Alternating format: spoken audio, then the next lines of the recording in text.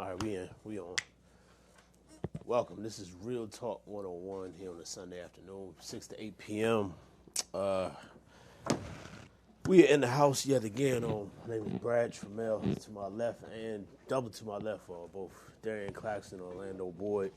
If it's your first time joining us here at the studio, what we do on a week-to-week basis is we discuss past revelations, experiences, things we may have read out the Word. We talk about them, discuss them. In the process, show how our understanding has been increased by the Most High, and at the same time exposing the devil and what he's tried to do, because the Most High is revealing himself to us, knowledge, wisdom, and understanding. We usually kick off the show with prayer requests and testimonies, but right before we go into that, the phone number to the studio is 240-719-2560. Again, it's 240-719-2560. So call in if you got questions, comments, but you might be asked to pray. Brothers, how y'all doing today? Me, present, accounted for. What's up with you, class? Yeah, too, man. Low energy. One of them times, Yeah. had to drag myself out. I knew I needed to be here. Right. But, yeah, man. God is good. God is good all the time, man. I got to keep telling myself that. Because if he's only good when I think he's good, when I think I can figure out what's going on, then it's about me and not about him. Very true. So, just got to trust him. Most High knows what he's doing. Any prayer requests on your mind? Aside from, make sure you keep Maxine in prayer. You know what I'm saying? Oh, yeah, that's true. From our study group. It's crazy. Prayer requests never really come to my mind until I'm praying, but I know there's a lot of people that need prayer. Like we usually pray to continual removals of the strong delusion, our elderly and our youth, and healing all the way across the board. I realize that with the way, with time winding up the way it's winding up with everything, I'm sure you're gonna touch on some stuff regarding that. I pray that people ain't scared, you know what I'm saying, to embrace the change, the drastic change that's about to definitely affect the church, or the quote unquote church, and everybody else that profess to be believers. It's about to be a vicious shaking and an awakening. Most High ain't going. They said he'd never leave us nor forsake us, so all we gotta do is be ready when the issue hit the fan, because it's coming. I went to Aldi this morning, got some groceries, and a homeless lady was up front. And whenever I am impressed, sometimes I don't give, I always pray. I'm impressed to give. I usually pray with them. So her name was Nancy, so I prayed with her, gave her a little something, so I want to lift her up. Also prayed for, I have to lead out in a study in a couple weeks. You know about this. It's a gathering. It's folks who are active in their respective churches, but like they when they're at church, they can't really dive into the Word the way they want to. So once a month they get together at someone's house. It's actually some folks who listen to my podcast, and so they invited me to come out there. And Most High put a topic on my heart that's uncomfortable, but it's got to be said. So just pray as I prepare for that, to have the courage to speak the truth in love. And pray for family, church family, young folks. Strong delusion, as you said, it's very prevalent out there. Pray for those deceived too. You sent me that video. I didn't watch the whole thing. I thought it was something I could listen to. So, Yeah, you gotta watch. You gotta watch. But there is a lot of people who are deceived, who believe that the riches they got, the pleasures that they are engaged in, can save them. Yeah, You know what I mean? man. I mean, these are rich folks who are buying up these bunkers and doing all these things, thinking they can escape the day of judgment.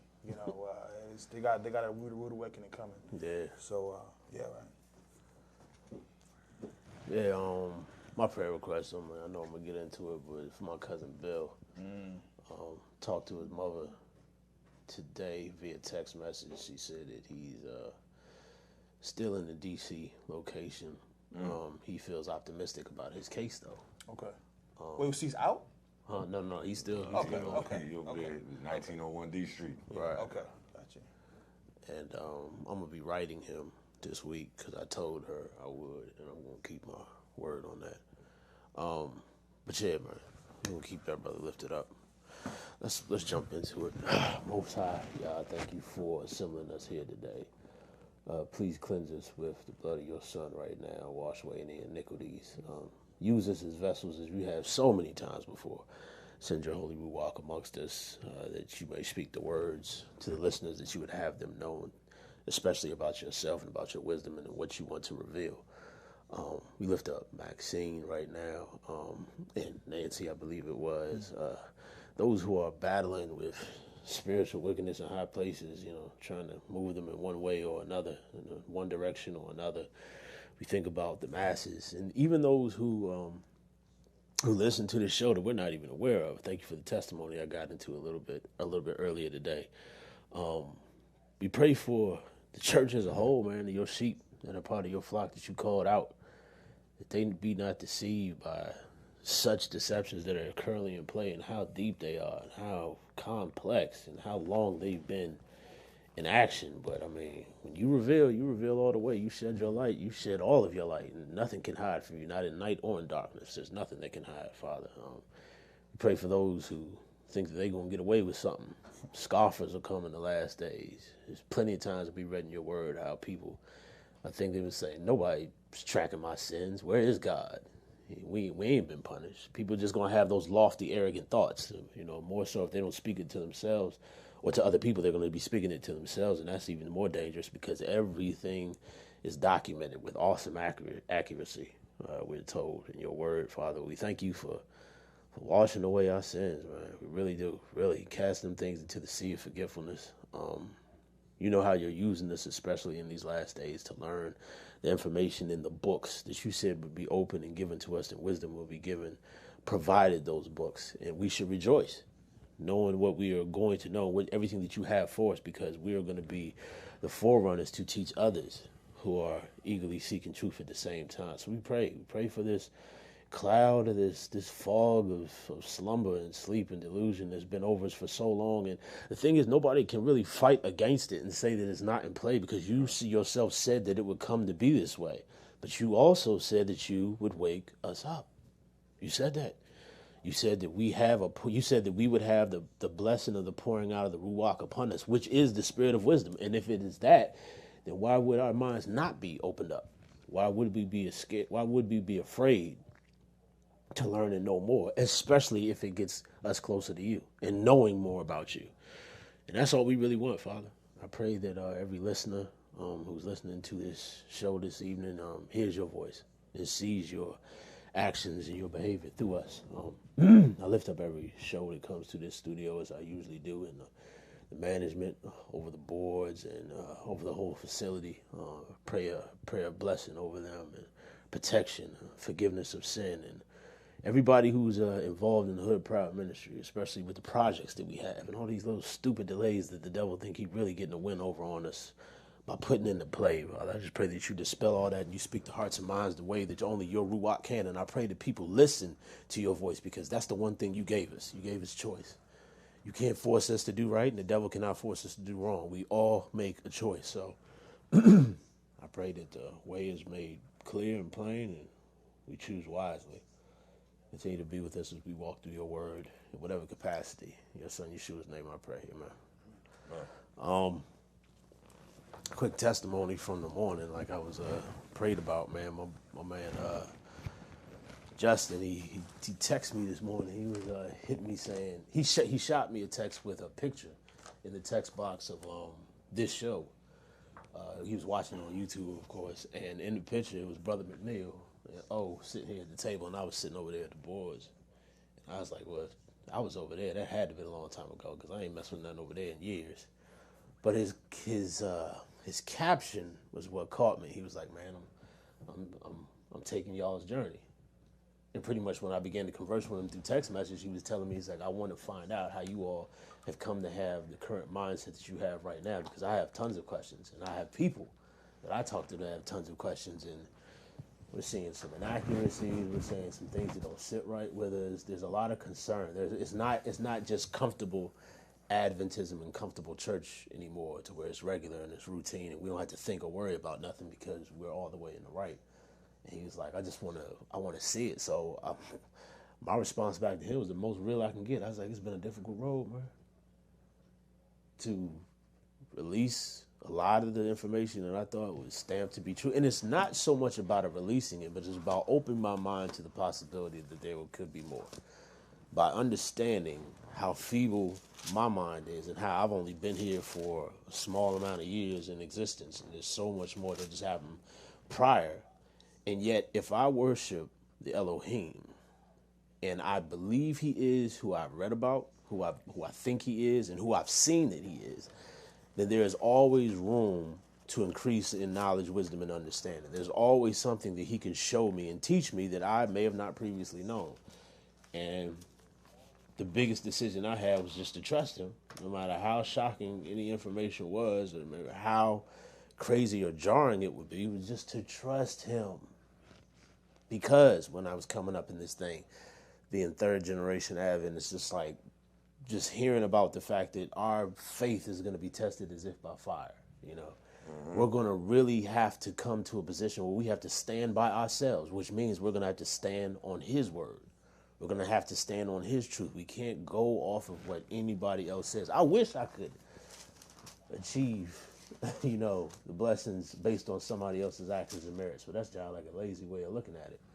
And that's not the way the Father would have us, you know, come into his presence, man. So as I was thinking about what he was telling me, man, I just told him I prayed for him. I prayed for him in the form of a text. I was like, I pray that the Most High show you everything he showed me, that you let his spirit lead you, guide you, protect you. I suggested, I was like, everything that comes in contact with you and your mind that you have conflict with, you sincerely pray about it and ask him what the truth of the matter is. Don't go off your own intellect. Don't go off your own experience or anything that you may have learned before. Let him tell you.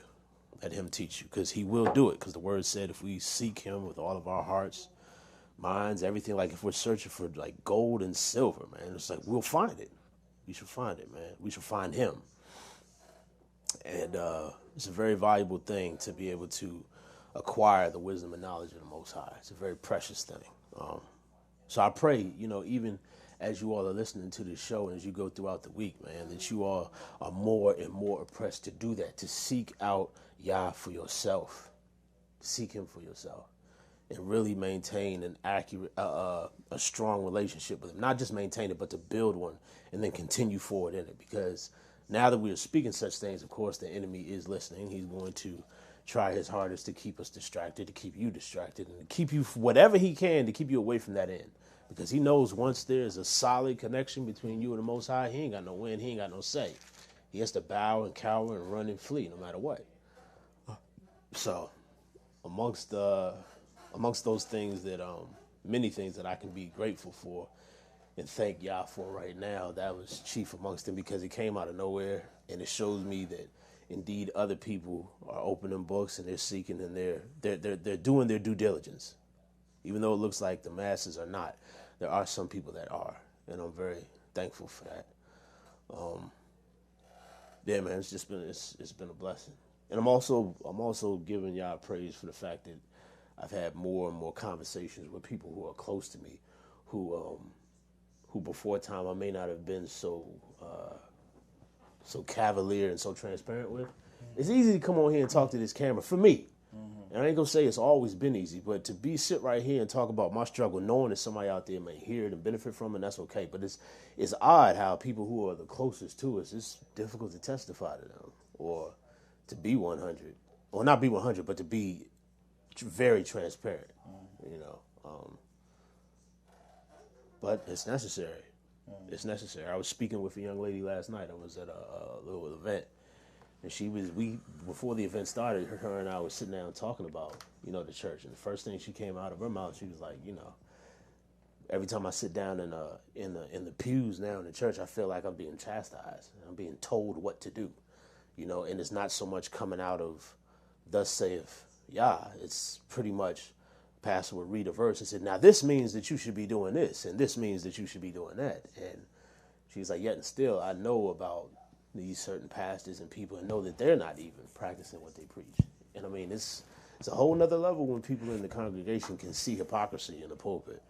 So, I was like, I was in the same position. And I said it forced me to look into, the word for myself. She said she had been reading, but of course she runs into the same problems as many people do. She reads, gets tired, gets bored with it. And then when it's time to pick it back up or something like that, something else takes up her time and distracts her. I was like, yeah, that's the fog that we have to fight through.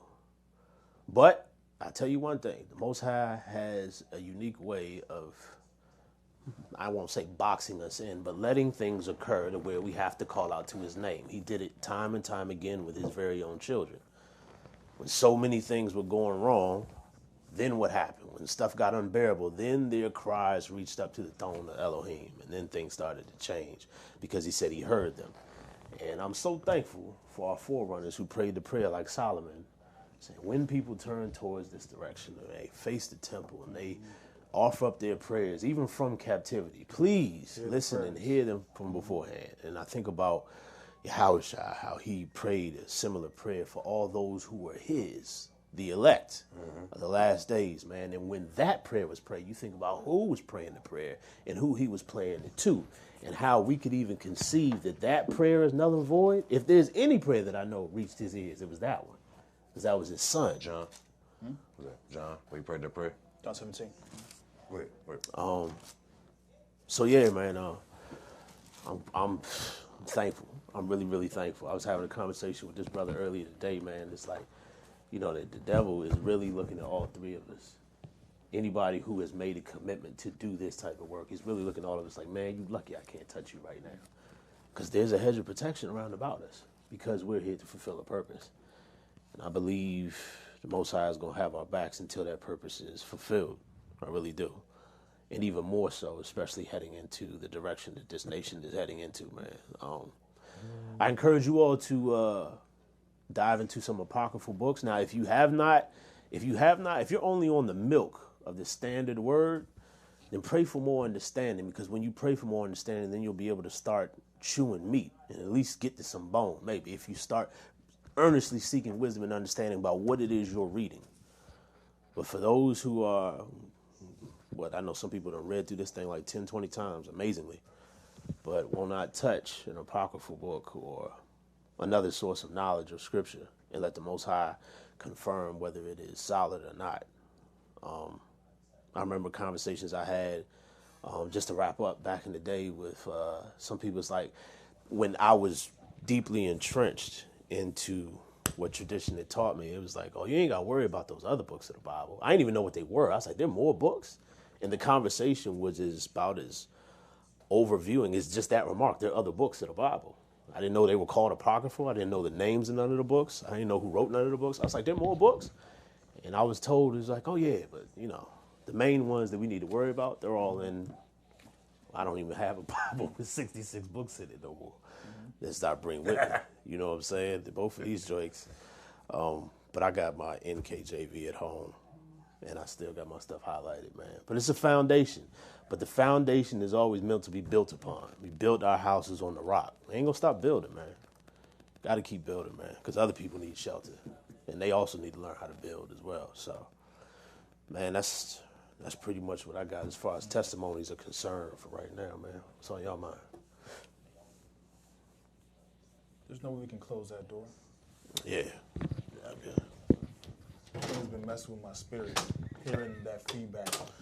It happens a lot of times. Anyway. Yeah, bro. Yep. One of the things that I always talk about is giving the devil too much credit. And I think about, I've just reframed the way that I think about the attacks that he levies against us. And realizing how futile this brother's efforts are. I mean, if you think about how we as sinners go back to the same things over and over again, like a dog going back to his vomit, and how futile those efforts are. Like, we're following the footsteps of the father of lies himself. Because here it is, like you said, we got a hedge of protection around us. Right. If he had his way, we would all be splat up against the wall. Just all of our insides would have imploded. So he's always attacking us. And Most High finds a way to use those attacks. So when I find myself under attack, I could look at it two ways. I could look at it like, man, devil's turning up the heat because he sees a blessing that's here, doesn't want me to get it. Or I could look at it and say, Most High realizes that he sees that I am in enemy territory and I'm treading lightly. The example I always use is training day. Mm-hmm. Brother going up to the jungle with a little pistol. Mm-hmm. Like, you need a whole lot more than that, right? So we're going into enemy territory with a crossbow, and people have their machine guns and Uzis and rocket launchers aimed at us. Mm-hmm. And Most High has been holding back the wind of strife. The only way you realize the Ephesians 6:12 aspect of where you're walking is if Most High lets some of that stuff come through. What? And you're like, wait a minute, I've gone into real enemy territory and I've just been pussyfooting around. So when I think about the mission that the three of us have, and all of us, not just the three of us, it's all about the Most High. Like, devil is not even a factor whatsoever. And when I think about the Word and I think about the apocryphal books, now there's some books that are fabrications, and they're not. I actually looked at the contents. I didn't see it in here. There's some that, and I didn't come prepared, but there's some that push doctrine that is completely against what we read in the Bible. What books you talking about? And that's why I said I didn't come prepared. And I have to research those. But I've read them and I've seen these, and then when they do the research, they see what this was actually composed after the fact. These I have not heard. So the reason why I have heard that these were not included was because they had these votes, and they said that they were Who voted? The people who supposedly composed the Bible. Who are they? What do they call themselves? You tell me. The church. The church. The church is what they call themselves. Right. Yeah. And so they look at these and they say, yeah, we don't, like some books didn't make, like Esther almost didn't make it in, right? So when we read this, I remember how I felt when I first came across these books. I was like, wait a minute, the exciting feeling like there's more stuff out there. Yeah. You know what I'm saying? And so when I read them, I'm just like, I need more. And I think that's the mindset that we're always supposed to have. If you believe that the Bible and the Bible alone, or Ellen White and Ellen White alone, is what's necessary for salvation, you're setting yourself short. And you're not just doing the devil's work. You're ignoring Most High's pricking at your heart saying, I need you to get to another level. Mm-hmm. It's comfortable doing what we've always done. Always has been. There are people that I've talked to that they say, yeah, I don't even read the Bible. I just read Ellen White because it's easy to understand. And they're sitting there denigrating people like Paul. Like, why should I read Paul when I can read Ellen White? Paul did X, Y, and Z. And Ellen White is so much easier, and Ellen White is salvific. And you get to a point where there's no talking to them. But I have a faith that if their heart is in the right place, it may take them longer. They'll get to where they need to be. So all I can do is plant my seeds. Mm-hmm. If Most High closes my mouth, I close my mouth. You know what I mean? Because my words can actually do more damage if Holy Spirit is not leading my words. But we have to be always seeking truth and realizing that if we are on the path, we'll get to where we need to be. He who began a good work will finish it. David's zeal and his passion for the Most High is what gave him the balls to step to a giant. He believed in the Most High. He didn't believe in the armies of Israel. He didn't believe in Saul, right? It was Saul that was the king at the time. Right. And all he had was a slingshot. Facing a giant that had a sword, a spear, a shield. He had armor and everything. All he had was a slingshot and some smooth stones. I ain't taking nothing away from your knives. You're going in the jungle. You definitely, we need weapon. Our weapon is truth. Sword of the Spirit is truth, not tradition. F tradition. I'm done with tradition. Period. But them 5 smooth stones, I ain't gonna try to do nothing with that. But it only took one. to hit Slim right in his mind, to break his brain down. You know what I'm saying? So he fell and gave David the opportunity to chop his head off. Battle over. Most High win. Ever wonder why he chopped his head off, by the way? Why did he chop his head off, B? What was they chopping heads off for back then? You told me. Trophies? Well, not just that. It was for a sign of disrespect towards their God. That was one, and then there was chopping off of the head is symbolically for the ages the proof that your enemy is dead. Right. That's it. Yeah. That's the key right there. Proof that your enemy is dead. Because David had the faith that first stone was going to kill him, and he was dead when he got hit with it. But that sword made everybody know that. So there was no accident. There was no one who could say otherwise. He took the weapon of the enemy and Of the used enemy. that to decapitate Of his own. Right. his own weapon. Right. You gotta understand something. And I'm gonna ask the question like this, because as Christians, church folk,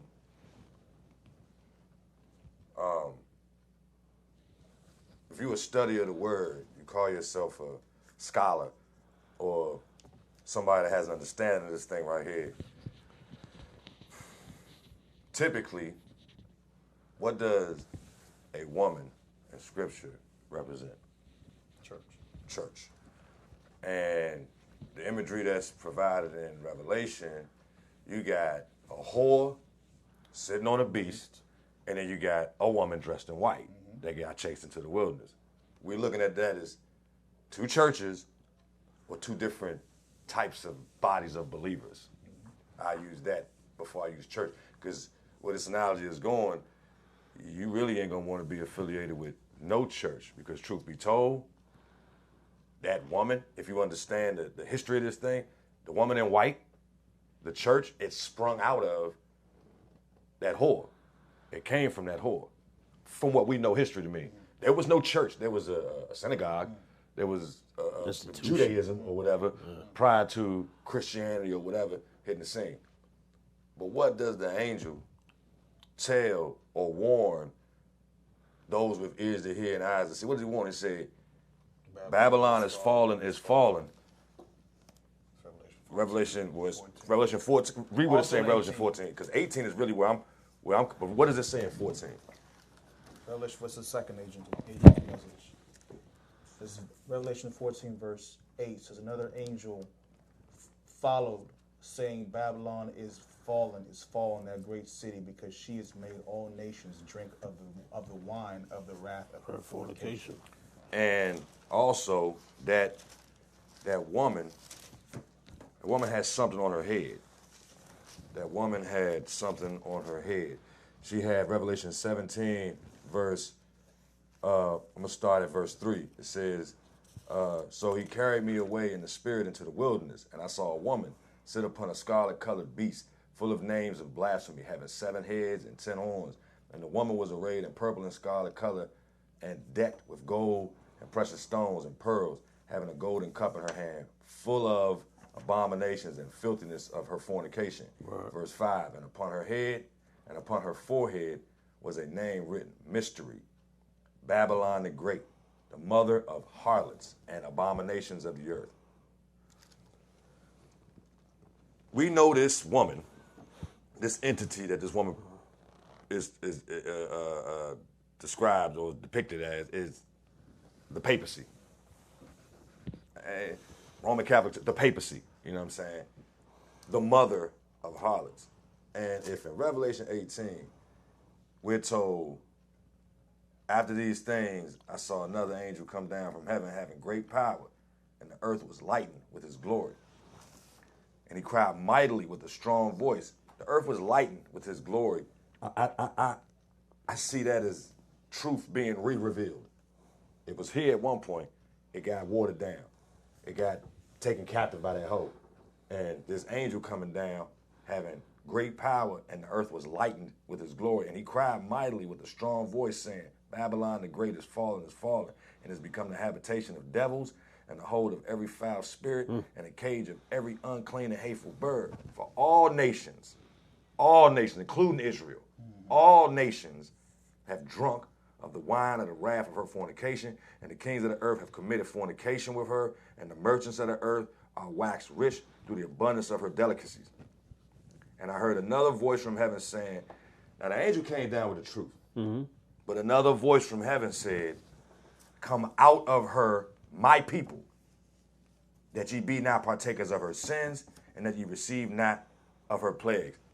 That sounds to me like an invitation to come out of church. Come out of church. Period. I don't care if you go to church on Saturday, Sunday, Monday, Tuesday, Wednesday, Thursday, Friday. Come out of it. Why? Because it has become the dwelling place of demons, prison for every foul spirit, a cage for every unclean. That's what church is, Joe. Now, look at it. Look at what's on TV. Look at what you see on Sunday's Best. Look at what you see in praise and worship groups now. Look at what you see. It's become a cage for every foul spirit, birds, whatever. You know what I'm saying? All you see butt cheeks in churches like you see in the club. You see cleavage in churches like you see in the club. You see big old chest and tight pants with, just like you see in the club. Why? For what? What they got to do with the Most High? What they got to do with worship? What they got to do with bringing your mind into subjection to the Most High? Nothing. Nothing. Come out of her. Come out of that hoe, my people, all the way across the board. Baptist, Presbyterian, Methodist, Adventist, Catholic, non-denominational, whatever it is. Come out of that nonsense, which is a system of religion. The mama hoe started the show. And now everybody else, they're going along with it. The Most High saying, come out of that. Separate yourself from it. Just stand back and look at it. Just step back and look at it. Wipe your glasses off, you know what I'm saying? Or take them off, period. Get you some new eyes to see and realize this is what this thing is today is not what the Most High intended for it to be. It is not. Whether it was ever right at one point, I'm not arguing that, because it probably was at its inception. You know, the truth that she possessed at inception, that's when she started. Now she tricking for Shaitan, booty stinking, just like she farted. By booty, I don't mean buttocks, but treasures taken in war. They stole us from one place, brought us to another place, and instilled in us their BS. And we pumping it harder than anybody ever has in history. Israel is pumping Christianity, banging it, the message of truth, BS, harder than anybody else has done in this world's history. Why? Because we've been blinded. We stepped away from the Most High. We stepped away from him, and he gave us over to that. You know what I'm saying? It's a strong delusion because first of all, we don't have a knowledge of truth. Our ancestors lost their love for the truth. Because you don't have a love for the truth, I'm going to send you the strong delusion. We are byproducts of the strong delusion. We waking up from the strong. Our ancestors didn't experience this delusion. They just straight got beat over the head with the consequences. We waking up from it. And he said he going to bring us out from this nation. He going to judge this nation. He going to bring us out with great substance.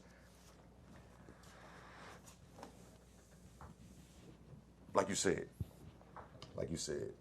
there's information that's out there. It's the church determined that these apocryphal books, they don't have any. There's no doctrinal soundness. You know what I'm saying? No sound. That's BS. That's cold-blooded garbage. And I would expect that from my enemy. I would expect my enemy to tell me, yeah, man, you know, everything you need to know is in these books. Nah, they're going to give me a book, these 66. I used to think all I needed to know was in the Bible. All I needed to know was what was in these basic instructions before leaving Earth. Nah. There's a lot more that needs to be known and received and understood and learned and put into action than what's in these books. Bump that nigga Paul. That's how I feel about him. For real. I care nothing about what he got to say. You do what you do. I'm talking about me. Where I'm at now, I'd rather rock with my man Enoch and let him break my brain so I can figure out what the Lord of the Spirits would have me to understand. Not what the ecclesiastical councils and ecumenical movements and pastoral staffs and flipping general conferences be putting together as far as information that's needed. What's up? I want to come to this thing because as I'm hearing you speak, I'm thinking from a person's perspective who is still on milk on everything. I'm talking about the basic traditional person who is under the belief and the deception that if I go to church once a week, whether that be Saturday or Sunday, and sit in the congregation, maybe give my tithe, or even maybe not, but just listen to a good sermon, that I'm going to be good for the rest of the time. This is the initial thought. The first question you need to ask yourself, because maybe from that vantage point, you don't see nothing wrong with the church, which is very dangerous. The first question that needs to be is you need to pray to the Most High to show you what is wrong. Because that's the only way you're going to test if anything what we're saying right now is true or not. We could be lying to you. I ain't lying. One thing I'm going to tell you, I ain't talking to people that's on milk. Right. You let milk sit long enough, it spoils, it turns to cheese. Right. Cheese ain't even good for you. Keep sipping milk if you want to. I ain't talking to you if you're a milk drinker. I'm talking to those niggas that's on meat and they want to know what the meat of this thing is. I ain't taking nothing away from what you just said. I got you. I ain't talking to y'all, so don't get offended from what I say. Go ahead. So for that audience, you know what you need to do. Got your marching orders. For those who may be watching, it's like, what are these brothers talking about, like, at all? It's the first time I'm hearing them. Open your eyes to what is happening. First, wrestle or not with the thought that are we or are we not in the last days? You think this thing is going to ride out on a smooth road like we all know and came up knowing that it would not? So if everything is not going to be easy in the end of it all, maybe there needs to be some preparation done. Maybe there needs to be some fact checking done. Maybe there needs to be deeper prayer, deeper study. And it's not even about maybe, there is. But you got to make that decision. And I pray that anything that we saying is pricking your heart to lead you to do so. Because if it's not, then it ain't going to be good for you, Slim. Come out of her, my people. That's what Simple the as scriptures that. say. Come out of her. Ask yourself the question, who is her? It's not complicated. Do all that he just said, but do it away from her. Because if you're doing it in her, you're going to be getting tainted information. That's on the back end. Yeah, you're going to figure that out as you dig. I don't want to spoil your journey, but yeah, I'm going to spoil your journey. Why take the time taking these baby steps and sipping on this breast milk so when you get to the end, you realize, damn, I wasted a lot of time. Now, here's the thing, though. Just like how you got to where you are. Yeah, it's a process. It's a process. We ain't got time for that. But here's the thing, though. Most High is merciful. Mm-hmm. 2 Peter 3 talks about the scoffers, the last days. Right. Talks about those who will say, why has he not come back yet? And he said he is waiting. He is long suffering. He wants that everybody come to a knowledge of the truth. So I am convicted beyond all doubt that if someone is seeking, even I've talked to people in Mormonism and I hear them and it's like, I feel like there's no talking to them, but I see Most High shuts my mouth and I'm like, okay, if they're really seeking, they're going to get to the point they need to be. And for some people, you won't have to be drinking some milk. The more you drink, particularly spoiled milk, maybe one day you get a taste of real milk, like, wait a minute. And it's because you've been drinking all this nonsense for such a long time, it really makes you appreciate when you get a taste of the real thing. So for some people, it's going to take sipping milk to get to the point where they realize this ain't enough. Like I've been swirling this thing in my mouth for a long time. It's not getting me to where I need to be. There are people that are going to church every week and they're not cracking open this Bible and think it's enough. And I can sit there and feel sorry for them. And I always say this. I said, if that is the only time you engage in serious prayer and serious study, you got a problem. But Most High still reaches some people because that's what I was. That's what all of us in some capacity were on this level and we got to where we are now. We definitely have where we need to be, right? So I strongly believe that if someone is watching this thing and they feeling like I'm not really rocking what they're saying, just keep listening because the thing is, if you were going to do it because I told you or because he told you, that's a problem. All we're telling you to do I ain't telling you to do nothing. The scripture said. All we're saying is seek the truth. That's all we're saying, right? If you're going to stop doing something only because I told you, as opposed to you seeking and getting conviction for yourself, it's not going to last. So we're just trying to point you to the truth and allow the Most High to rule out do the rest. Come away from organized religion. I'm gonna stand on that till I die. Come away from organized. I don't care. Absolutely. I ain't taking nothing away from none of these two brothers just said. If you a baby, grow up. We ain't got time to play no more. Bottom line. We in the last days. Ain't got time to play no more. I'm not holding your hand trying to, I'm going to push you to the other side. He said, I'm going to shake you and make you wake up. Ain't hey, come on, it's okay. No, it's not. It's not okay. We've been lulled to sleep, and we're sleepwalking towards a vicious pit that got fire in it, Joe. The Most High saying, come out of her. Wake up before you be a partaker of her plagues. That's what we're going to. All that, we sing the praises to our King, for he is the, give him glory. Who you singing to? Who you singing to, Joe? Oh, you don't know. I'm singing to Jesus. Slim, study. Stop listening to the pastor, Joe. Stop listening to the elders. Stop listening to the deacons. Stop going to these classes. You know what I'm saying? These new believer programs. Yeah, I'm going to tell you, stop it and read for yourself. Study for yourself. Get into a relationship with the Most High and his Ruach and let him break this stuff down to you. You can't keep listening to them. Even us. I'm telling you what the scriptures say. If the her that he's talking about coming out of is the church, whether it's the whore or the one in white. He said, come out of her. If the whore is the mother of all harlots, and we all played the harlot, especially Israel, under every green tree, the Most High is basically saying, I don't see a separation. It's the same across the board. Come out of her. My people. My people. If you my people. Hey, some people ain't gonna leave. Some people ain't gonna leave. Everybody ain't the Most High's people. So I guess I'm talking to Israel. I'm talking to the Most High's people. For anybody that's willing to rock with the Most High, he's telling you, come away from that mess. Come away from it. Don't even start the process. Come away from it. I ain't gonna give you a chance to go through 30-some years like I went through. I went through 37 years of the strong delusion. And it all praise to the Most High. It only took me about 3 months to really get that mess off my back. But what I'm telling you now is, man, it ain't worth the trip. It ain't worth the waste of time, Joe, when you think you somewhere. You feeling something. Oh, I got everything, so I ain't got nothing to worry about. I got Jesus. And then you realize, damn, that ain't even my Savior's name. That itch hurt. It cuts deep. But the truth cuts deep. It separates bone and marrow. Thank you, y'all, for breaking my bone. It grows back stronger, right? Yeah, so he broke us down. It calcifies. Now, yeah, still, what's up? Can't do nothing. Can't be broken. You understand what I'm saying? Because I came out of her. I came out of that hole. Been in a lot of holes. All the way, yeah, came away from it. Came out of it. Don't even want that. In any sense, for real. Ain't tricking. Ain't doing none of that. No more.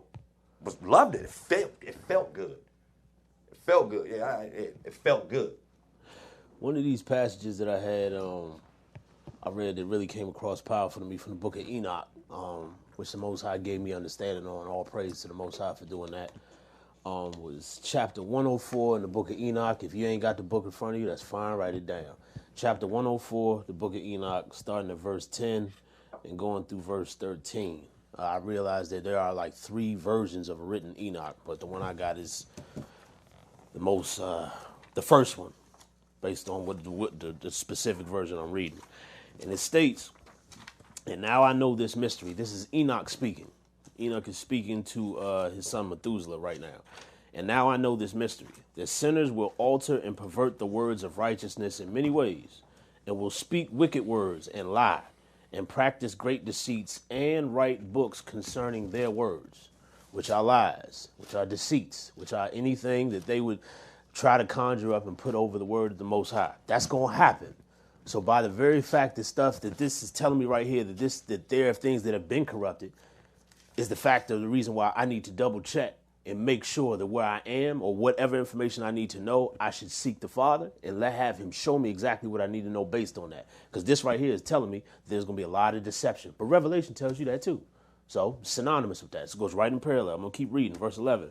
But when they write down truthfully all my words in their languages and do not change or diminish aught from my words, but write them all down truthfully, all that I first testified concerning them, then I know another mystery, that books will be given to the righteous and the wise to become a cause of joy and uprightness and much wisdom. And to them shall the books be given, and they shall believe in them and rejoice over them. And then shall all the righteous who have learned therefrom all the paths of uprightness be recompensed. And going into the next chapter after that is saying those who receive those books and were taught, they're going to be the ones who are going to be ordered or tasked to teach everybody else so that they can be their recompense. Pretty much, they're going to be the repairing of the breach, the repairing of the broken knowledge, the delusion that is now broken. These are the people who are going to be helping them transition. That's the role we're playing right now. That's the reason why we brought these books that were spoken of right here that are going to be given wisdom on in these last days. That's why we're reading them. That's why we're bringing them to your knowledge. So it sounds like this was not written to Methuselah, but written to us. Yeah, because right here... He had no reason to write to Methuselah. No, he wasn't right. He was speaking directly to Methuselah. Okay, so he's speaking to him. Right. But it really was for us. Right. Because they weren't using books back then, but he was like, there's going to come a point in time, because he knew that a flood was coming. Right. That's why he called him his name Methuselah. Right. Let me clarify where he is right here. He's exposing to Methuselah the 2 visions that he had. And the second vision, before he took a wife, if you read the book of Enoch, you'll find that out. He gave that second vision in completion, and it stemmed all the way from the time he was at all the way up until the time of the end. This vision starts, or these vision breakdown starts in chapters 95, and it goes all the way to 106. Let me tell you something. And I believe the reason that the Most High makes the statement to come out of her, my people, because you're not being taught this in church. Not at all. Pastors ain't teaching this. Bishops and clergymen ain't teaching this. So if you can't get this in church, and this is what's needed for the last days,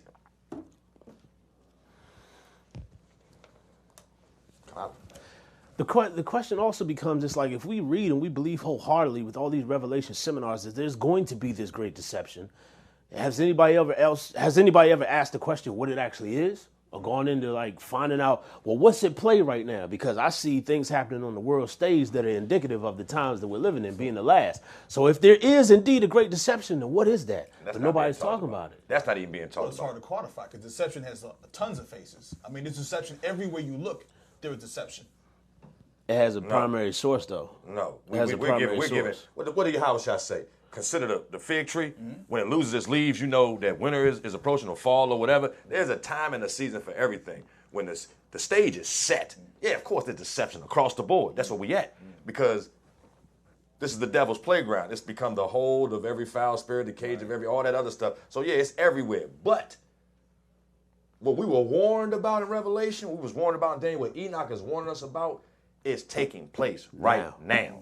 And the church ain't talking about it. Why? Is it salvific? Should be. It damn sure is. Why they ain't talking about it in church? They don't understand it. Why your teacher ain't preaching that? Why your preacher ain't teaching that? Philosophical sermons is what they saying to you. It's like they satanic servants is what I'm saying to you. Look, he said, we taking back our book as eyes, I refuse to be taught about pedophiles, thieves, and sodomites. That's who been teaching us. Pedophiles, thieves, and sodomites. All you preachers, there's a judgment for you. Holding the gavel, there's Josiah, and he coming for you. I got a question for Creflo Dollars and T.D. Jakes. What? Man, y'all ain't know that was the devil's day? Man, they playing. But everybody just give them your money. Give them your money. Gospel. Buy your salvation, Slim. As long as you pay your tithe and offering, and you're here every Saturday and Sunday, you good. Pray. Keep praising Jesus. You'll make it. Bullshit, isn't it? Modern day Pharisees, man. If you look at it, it's not a new system either. This prosperity gospel was preached.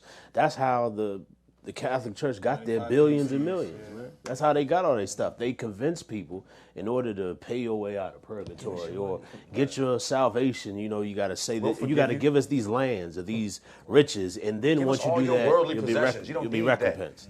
You don't need that with stuff. salvation. You don't need it. Right. Yeah, give it to the church. Let God take your possessions and you'll have salvation. Yeah, all right. Orders of monks and nuns, stuff like that, man. Most High ain't never ordained none of that stuff. He ain't never say nothing like that. What the disciples did, the people that came, they brought their substance, they brought what they had, they gave it to the organization so that everybody could have. It was not so the organization could become so high and mighty that they dictated. Right. Everybody ate. Everybody ate. Everybody shared. Everybody shared. You trusted the people who are doing the apportioning. Now, can you trust the General Conference, this billion-dollar entity, Forbes 500 list? Yet schools and churches and families run down. In the immediate area.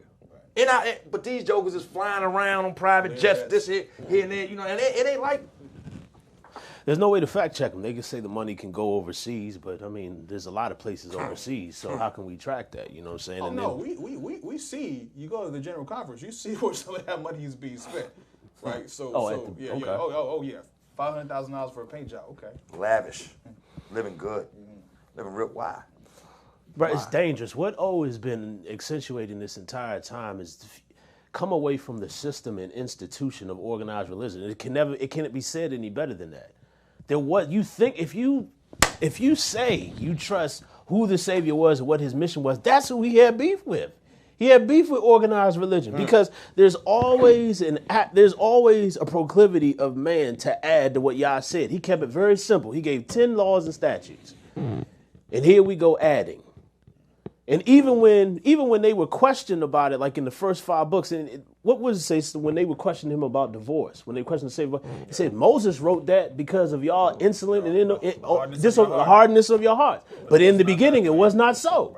That's the most. If you break down that sentence, that's full of grace and mercy, because he should have no reason to change. He's like, no, there will be no divorce, and if you divorce, you're gonna die. He could have said that and been justified because in the beginning it was not so. But because of his love and him knowing the completion of everything, he's like, yeah, they're going to be hard-headed. He actually spoke, I don't know if he quoted, but he spoke to Enoch. Remember how Enoch had talked about the... You say it, I'm going to try to find it. It's talks about, I don't want to say the sons of God coming down, but it's like it's down towards the end of 90s?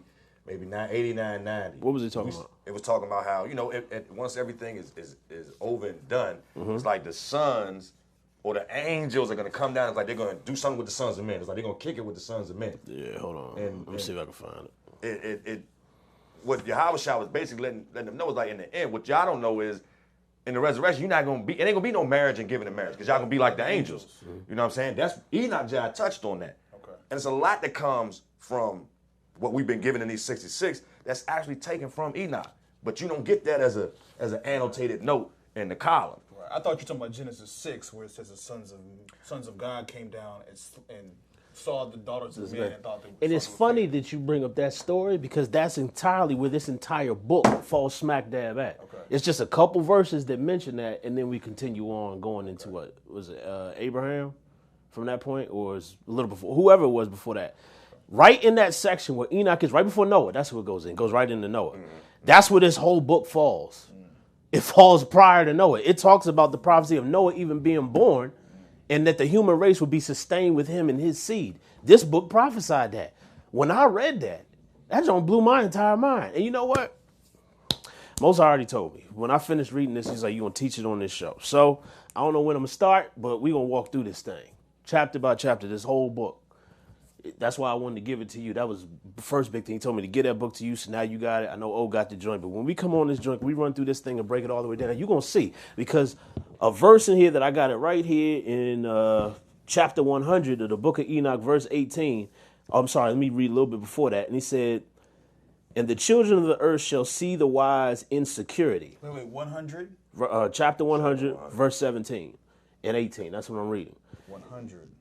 And it's speaking a little bit after the... 13. He ain't got, his stop at 13. It stops at 13? It's probably, you know how the numbers are off? He probably got the... You probably Does probably it go like... to the next chapter? Huh? Does it go into Nah, the you next got a chapter? whole lot more. You got 30-some verses. Yeah. Chapter 100. Yeah, he What stopped about at yours? 13. What about yours? Mine stopped at 13. There's no way. You got like 20-some more verses. How in the world is that possible? Hey, man. Does it bleed into 101? What does verse 14 say on yours? 14 said to guard them as the apple of his eye. To guard them as the apple of an eye. Okay, read 13. 13 is, and over all the righteous, the holy will appoint guardians from amongst the holy angels. That's something totally different. I 13 say when the hoar Numbers frost off. and snow with their chilliness and all the snowstorms with all their plagues fall upon you in those days, you shall not be able to stand. Hold on, read yours again. Man, when the hoar frost and snow with their chilliness and all the snowstorms with all their plagues fall upon you in those days, you shall not be able to stand before them. I don't know what that's talking about. Because that's right at the That's end. what, yeah. That's right here. That's his 34. That's my 34.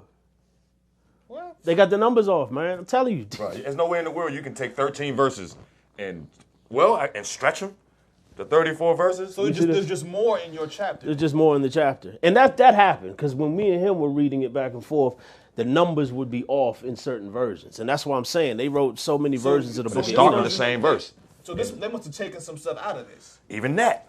It's got to be. Because if you're ending in 34, where we're ending here, that means you probably start the same spot and end at the same spot, but in the middle there's some meat that was taken out. Even in that. Even in that. That's why you got to trust the Ruach. Yeah, That's why you got to lay it on the Spirit at all times. Period. Man will let you down. And that's why he brings Here situations it together is. like this. I found where you guys are in relation to where I am. Man, so it says, and in those days, they skipped a lot. They took out oh man, Like that's 20 some something verses, else, right? man. That's why I'm glad I got this complete apocrypha, dog. This is crazy that they did that. And you know what they took out? They took out the verses I'm about to read. And the verse I'm about to read says, and they shall understand all the words of this book. That's a powerful verse. Because I'm gonna start from the top of 100 just to read it for all read y'all. the whole thing. I'm gonna read and follow me until, you know what I'm saying, it breaks. This is the 2018 edition. What version is that? Oh man, Just out of this curiosity. All right. Well, hold on. It didn't give me. All right, this is the first iteration of it, but they don't give a forward saying when it was, because behind this come the versions you all have, like the R. Lawrence and the R.H. Charles. Copyright. Yeah, 2018 edition. Yeah, you gotta have a copy. Was it by Charles or was it by Lawrence? Does it say? Printed, Charles, translations of Enoch, Jasher, and Jubilees are modern English retranslations. Modern English retranslations See that? of He 1917. That's a typo in there. Of the 1917 public domain translation from the R.H. Charles. Charles. It was That's a re. Julius? No. I have that in here. This is the original iteration. Okay. But I have Charles's iteration in here as well. So this is incomplete then. That's incomplete. That's interesting. That's like that, man. So let me ask you a question. I'm just, sad. Just like hypothetically. If we have evidence that this is incomplete, does it take away the value that this has because it's additional to the Bible? In other words, there's stuff that's here that's not in here, right? Right. But I'm reading this and I'm seeing this missing some stuff. Right. Can I trust this, or do I imagine that it's being tainted? Specifically, when you're saying there's a verse in it that says, read all the words of this book, and they took that out. Can I trust this? I wouldn't trust any book or anything like that. I trust the leading in the Ruach. That's it. That's what I trust, first and foremost. Okay. Because of the simple fact that when I found out that this book doesn't have everything, then I'm like, okay, well, you got to show me where everything else is. It only broadens my search. And there's something you mentioned at the beginning of this show, whereas when I found out there were more books, I had the zeal and the actual enjoyment, Most High is my witness, as a child, saying, I'm going to look at these books and find out if there are any more stories in here that can help me, like David, like Samson, like Ruth, like all of my favorites in here. And if I can find more of that and find the examples how the Most High helped them, it's just going to broaden my experience, because there's some things I've seen in my life that I have not seen in the original 66 yet, even though I know it speaks to them. Because in a general perspective, it's saying, I know I got to put away my iniquity. You know what I'm saying? I know I got to repent of it. I definitely know that. So if there are general lessons that you learn in there, again, that was me on milk and meat. And now I'm on bone. And now I'm crunching my way through this. But my search, when I first looked up the Book of Enoch, the first time I found it was on my phone, because I didn't have the book. But then when I found out that there were other versions, I was like, I want to get all of them. And if necessary, I'm going to read all of them. So when my mindset went to that type of place with it, I'm like, whatever is necessary to find out what the Most High has for me to know, I want to find it. And that's what I'm praying you come to. Of course, you got to shed off any type of complacency and laziness and human thinking that I'm not going to understand it anyway, so I don't even need to look. That type of thinking, I've abandoned that a long time ago. I want to know, because my soul's salvation is on the line. And and if that's what I'm worried about and that's what I'm thinking about, then I need to be making my proper preparations. Go to read those verses. Yeah, 100. And in those days, in one place, the fathers together with the sons shall be smitten, and brothers one with another shall fall in death, until the streams flow with their blood. For a man shall not withhold his hand from slaying his sons and his sons' sons. Families against families. He talks about that in the regular word too. So, and the sinner shall not withhold his hand from his honored brother.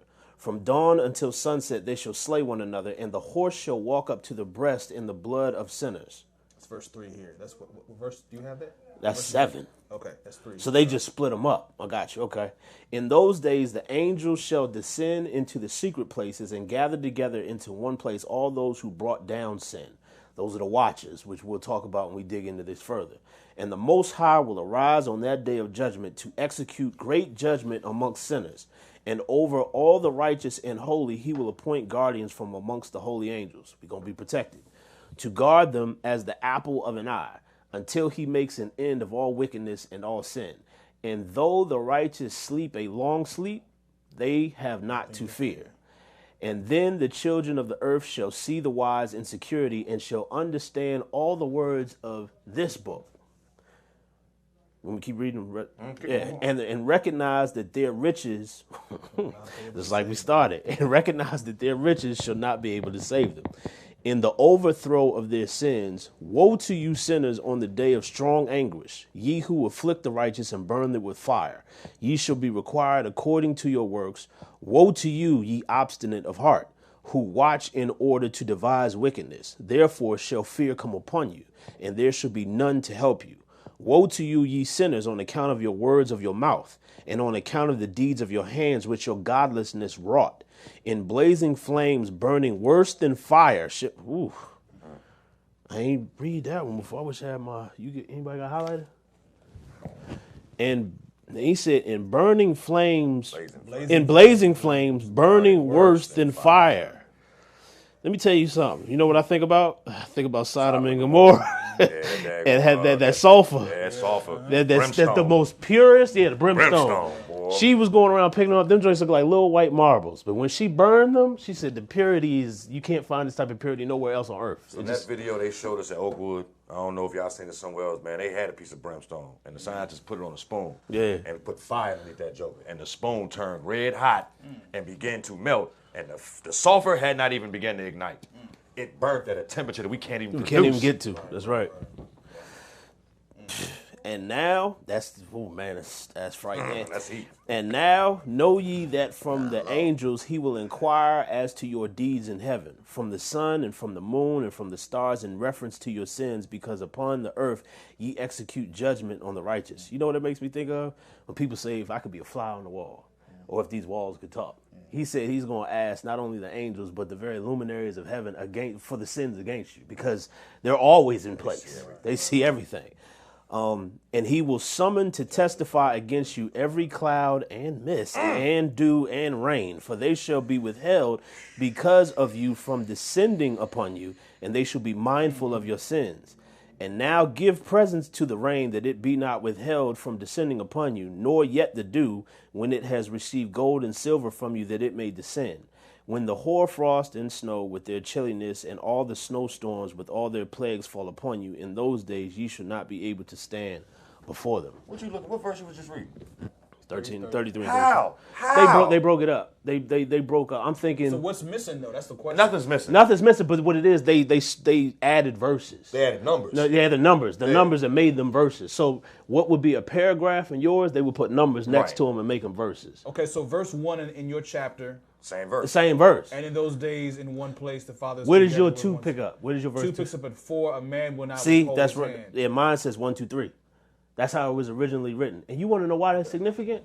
It's because each of these sentences needs to be pointed out. If you group stuff together, you might have a propensity to just glide past it because it's all one thing. That's what I don't like about the new versions of the Bible. Okay. Everything reads together like one story. Okay. You don't get paragraph marks. You don't see where stuff actually is. This is being said at this time, and it picks up, everything reads through like a story. This verse, and shall understand all the words of this book. That has been separated as a verse. That's a verse by itself. That's a stamp. That's because I could, like, for instance, the first verse, I've said this before in the show, the first verse the Most High showed me, Proverbs 18:1. A man who isolates himself, seeks his own desire, he rages against all wise counsel. That's a proverb, and those two are included in one. So it was the first time, man who isolates himself, and then at the bottom he says he rages against all wise counsel. Those right there, that's significant. I would not want that to read into maybe like 2, 3, 4, and 5 in there, and that all be grouped as one. That thing separated by itself spoke to me. So I highlighted it, and that's the same thing I can do when I'm reading this. Now, what that will make you do is, if you do pick up the Book of Enoch, that should make you study more fastidiously as every sentence that you read. That's also a mark of truly seeking. This brother is giving me testimony time after time to where he opened the word and he can't get past a couple verses because he's studying every sentence in the word and how everything is put together to try to get understanding from it. Now, if you get something that's been reversioned and reversioned and reversioned and reversioned, and you study in that grouped up area when everything was supposed to be separated, it's going to make it harder to pick. It's going to not only do that, it's going to make it harder to identify exactly what it is in the meat of that thing that's speaking to you. Now, so what it sounds like you're saying then is this is kind of like training wheels to help you, because what we should be doing anyway, regardless of how it's broken up, is doing what you do, word by word.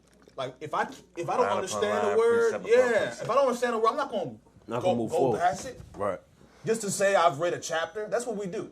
There are people, and I've talked to people like this before. Right. I read my 2 chapters a day, my 4 chapters. As I don't understand. I'm gonna just get to the end. I read. Good to go. I read. It's on TV for the next 5 hours. That's hold up! Don't. No, we ain't gonna leave that. We ain't gonna leave that. No, I'm about to speak to it. The reason why that's so daggone dangerous, the devil begins to tremble every time you open this. You want to know why? Because it is possible for you to have conversations with the Most High without opening your mouth. And because the devil does not know what your silent prayer and what your silent communication is with the Most High, he'd rather you just hurry up and get through it before he downloads and gives you any type of wisdom based on what you're reading. So to be able to gloss over, have you ever been reading something and your mind just drifting on to something completely else? You read an entire page and don't pull nothing from it? That happens to me all the time. But when I sit down to read this, I pray specifically for the wisdom to what's behind the lines. That's what I asked him. I was like, show me what was going on right here and right now. What was this person really dealing with? Put me in this and show me what you showed him. You know what I'm saying? When this was written, since it was all inspired by you, let me know what actually happened. And when I come with that type of sincerity, and remember, he knows if you're lying and if you ain't, then he starts to reveal to me the truths. That's how I was able to understand the prophecy that stretches from, what is it, 80, in the 80s when Enoch is talking about his visions. But like I said, we're going to get into all that. I ain't going to get into it right now because I'm confuse people. People put more thought into what they post and read on Facebook than what they get out the word. You will sit and analyze somebody's punk-ass post and comment a page and a half, but you'll read 2 chapters and then watch TV for the next 5 hours. That's just pissing on what you just read. You're not. I'm guilty of it. Yeah, same here. Pisses me off. I'm Most High like, read. Let's kick it together for a little bit. I sit down, make me a sandwich. Right. You know what I'm saying? I need something to eat as I eat. You know what I'm saying? So as I'm reading, sandwich good. Now my mind is taking off, but I read and I get that. All right, guys, let me think about that for a second. I'm gonna go upstairs in the room and think about it for a second. What's the remote at? That's where the TV at. Before you know it, I got a TV. I'm laid back on the bed watching something on YouTube. So many times. You know what I'm saying? So many times. He like, we wasn't finished. Right. We wasn't finished. Right. We was just getting started. And before you know it, I don't watch 5 30-minute episodes. You know what I'm saying? And then you'll question yourself as if you ever really absorbed anything when you read. I've had that thought. I was like, well, you didn't get nothing at the top of the page. What you think you're going to get now? And I was like, yeah, you know what? I'll try to pick it up later. What's your inspiration to formulate and buttress this habit of studying the word if when you do study the word, you get nothing? So you keep saying, like, I read the Bible, I ain't getting nothing out of it. It was cool. It's a nice little book. Right. But if you, like eating something, like let's say that you eat and you inhale that thing, right? Did you even taste your food? Man. 2 or 3, you know what I mean? You're supposed to chew 32 times. You're supposed to chew that thing, savor that thing, especially if it's really good. Savor. Right? One of the greatest pleasures for man, which is in the book of wisdom by Solomon, is that he eat the fruit of his labor. That's one of the pleasures the Most High handed. So for us to enjoy our food because we're toiling the soil to get it, that's one of the gifts he gave us. Right. For a man to be able to enjoy his substance from his work. Continue. I know I broke in it. You hit the nail on the head. The habit of studying, devil will allow you to believe or to be deluded into thinking that it's useless for you. People tell me like, yeah, I don't. Bible's cool. They don't see the value from it. It's just like anything else. It's just like, for example, anything that can make serious money online is going to take some work. Anybody that's telling you, oh, you spend 2 hours and 30 days later you're making $10,000 a month. Yeah. Most people don't want to put in the work. Like whether it's, I'm looking into affiliate marketing. So doing your research and seeing what products you want to promote and getting your stuff set, whatever it have you.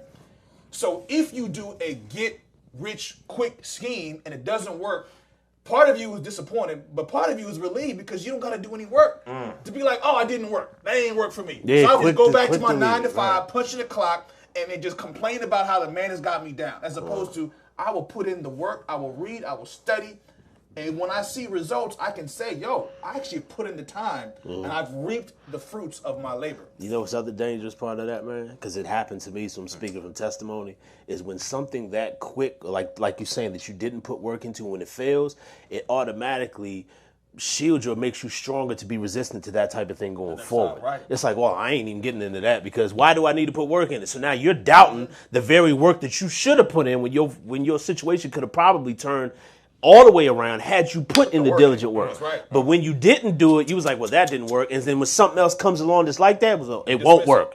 It changes from that didn't work to that won't work. So it's like, I've been reading my word and I ain't getting nothing from it. So now you giving me a new book, I ain't going to understand that either. That's the perspective that we coming from, that we try. This is what the Most High is going to do. And I believe we covered this when it was either me or you, or it was either me, I can't remember, when Brent was here.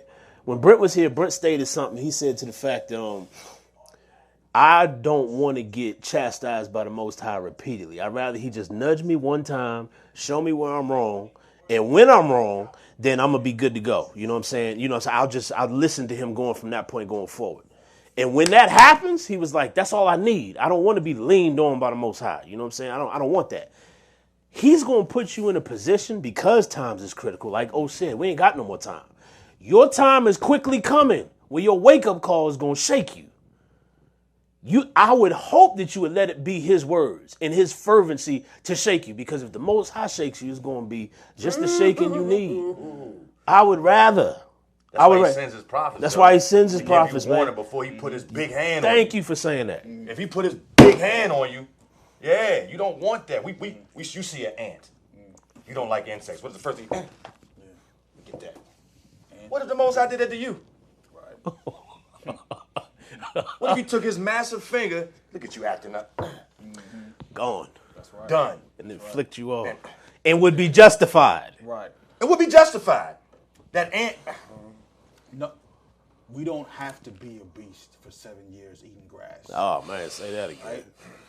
Right? Like for us to say, well, I'll wait till that happens. Man. Now, you can still be saved, but is that what you want? Do you want to be a quadriplegic, drinking out of straw because Most High was trying to get your attention, and he said prophet after prophet, and you said, nah, I'm good now, and he came with the heavy hand. That's what it took to save you? That's what you want? Okay, cool. Let's also expose the devil in this, because I ain't going to forget his punk behind. He's going to say on the back end, which he loves to say more and more nowadays, oh, they just talking stuff, man. You ain't got to listen to that. That's too far-fetched. That can't really happen. You don't see the evidence of that in your life. Why you need to pay attention? Ain't nothing happened yet, and then boom. What does the book say? The book says that trouble shall befall them. Like he said, first of all, he said he's going to come like a thief in the night. But he is like, suddenly is going to come upon you. Oh, man. The type of tribulation that's going to befall those who put up their faith in their riches and their trust in their own knowledge is going to come upon them so suddenly, and like that, they'll be gone away and be like as if they never existed. Don't the words say while Nebuchadnezzar was yet speaking? Yeah. The words were on his lips. But it had passed through his mind. He had already thought it. Right. Now he's saying it. Most High, I warned you. You weren't paying attention. And this is somebody who has seen evidence on numerous occasions about how this God was far superior to these guys who wasn't doing nothing. He was a king, too. Right, he was a king. Daniel came. Daniel had proven himself and Most High over and over again. Here's the word. Look, I ain't believing that. This isn't what we do. This isn't what y'all's people do. Getting warnings and say, well, yeah, he did that then, but maybe I can slide this time. We famous for that. You know what I mean? Maybe I can watch this little show here, slide with this little show right here, sip this, smoke this, keep living in complacency. He ain't gonna see. I think Jeremiah talks about that. I think you mentioned it before. He don't see what's going on. He's good. We good. Did he say you will not surely die? That's what this all goes back to. It's the same type of rhetoric, the same type of line that he gave Eve. He said you will not surely die? Let me put a spin on that, because that's where we like to go when we look at complacency. We look at what we watch, what we drink, what we smoke, what we eat, where we go. What about you don't do none of that, yet you refuse to come out of that hole? That's right. You refuse to stop going and listening to pastor. You won't listen to the Ruach. That's even worse. Nigga, go get high. Go drink some. If you get a connection, don't become no alcoholic. Man, listen, you better receive this. What do you say? Well, obedience is better than sacrifice. Yeah. You sacrifice. I'm not gonna drink and smoke. I'm a sacrifice the pleasures of this life so I can be obedient to the Most High. You think you're being obedient. You're actually missing out on a bunch of stuff that actually might bring you closer to the Ruach. For real, because it's going to drive you to your knees. It might not. It might kill you first time you do it. So don't listen to me. Don't do it because I'm saying it. What I'm saying is don't not do it because you think you okay. And I'm going to go over there where everybody good at in the church. All the time, all the niggas going to burn. And you might... The reason why that's so dangerous is because you become fortified in your self-righteousness. Can't nobody tell you nothing. I'm comes. And that's even more if you I jacked ain't up. smoking and drinking like him though. Yeah. I'm in church I'm in Sabbath school every morning. Isn't that what the Pharisee said? Yeah. In his prayer. Oh, thank you. I'm not like this like publican. I'm not like this sinner. I The publican fast said I'm twice not a like this day sinner. or whatever, and I do this, then the other thing. He said, who went man. down from that altar more cleansed, more justified? Right. But and that's true. That's true because there are people that will say just that. I meet them all the time. I've never when I'm transparent. I said about the things like this. Well, I never had to do all that. I never lived that kind of lifestyle. And it's said. Some people say that with an air of I have arrogance. Well, yeah. No, some people say legitimately I have my own struggles. Even I didn't do that. But there are people that say, I didn't have to do that, so I'm good. I'm good listening to what the pastor says on a week-by-week basis. And the thing is, so I've talked about people that will only get their word from the pastor once a week. But then you have the people that will read throughout the week, but they're aligning this with what the pastor told them, what the church told them. Right? So they are reading on a daily basis. But it's still, okay, let me align it. Let me see, does this line up with what they don't have no relationship. The Sabbath school lesson said? The church gives you your study lesson. Right. You have what to study day by day. And it's coming generally from a tampered version, a tainted, even more tainted version of Scripture, NIV, an even more tainted version of the Scripture. And then you got Ellen G. White quotes. They take her quotes that they've doctored probably, and then they back it up with Scripture that's been tainted and doctored to make you think a certain way. You read that all week, and then you come to church on Sabbath morning. Y'all talk about it collectively. You think I'm not saying you can't get nothing from that. I'm not saying that the Spirit can't use that to make people grow. But why do you need a structured, why do you need a plan from a group of people that you're being told to come away from to get to the Most High? That's not the way to the Most High. But that's what we've been taught. That's what has been given us as an example. I'm not saying stop doing what you've been doing that makes you feel like you're growing, but know that what you're being given, that you're told is going to help you grow, it might be hurting you more so than helping you. Another thing, if you read the Sabbath school, like when I teach, one of my ministry brothers, Curtis Hall, he says, when you teach Sabbath school, you leave your quarterly in the car.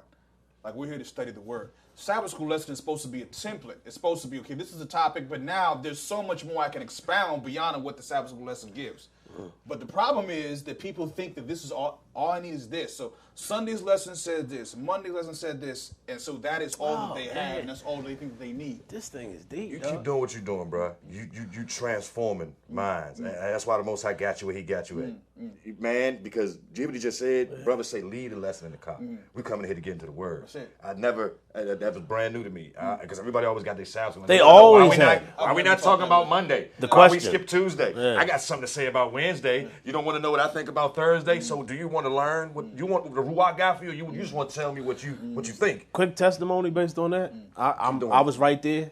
I've been testifying on this show. I got some young kids that I minister to once a month at DuPont Park for Sabbath school, early teen division. These brothers and sisters, they in like freshman, sophomore, highest is junior high school. So they don't really know. Every time I always ask them the question, do they know about the person I'm about to speak about? Like last time I was like, do you know who Samuel is? Do you know who Eli is? They were telling me no. I was like, cool. I was like, you ain't heard of the story about the little dude who was in the church and he heard while he was sleeping, Samuel. He got up and went to somebody else. He was like, you called me? He was like, nah, go back to sleep.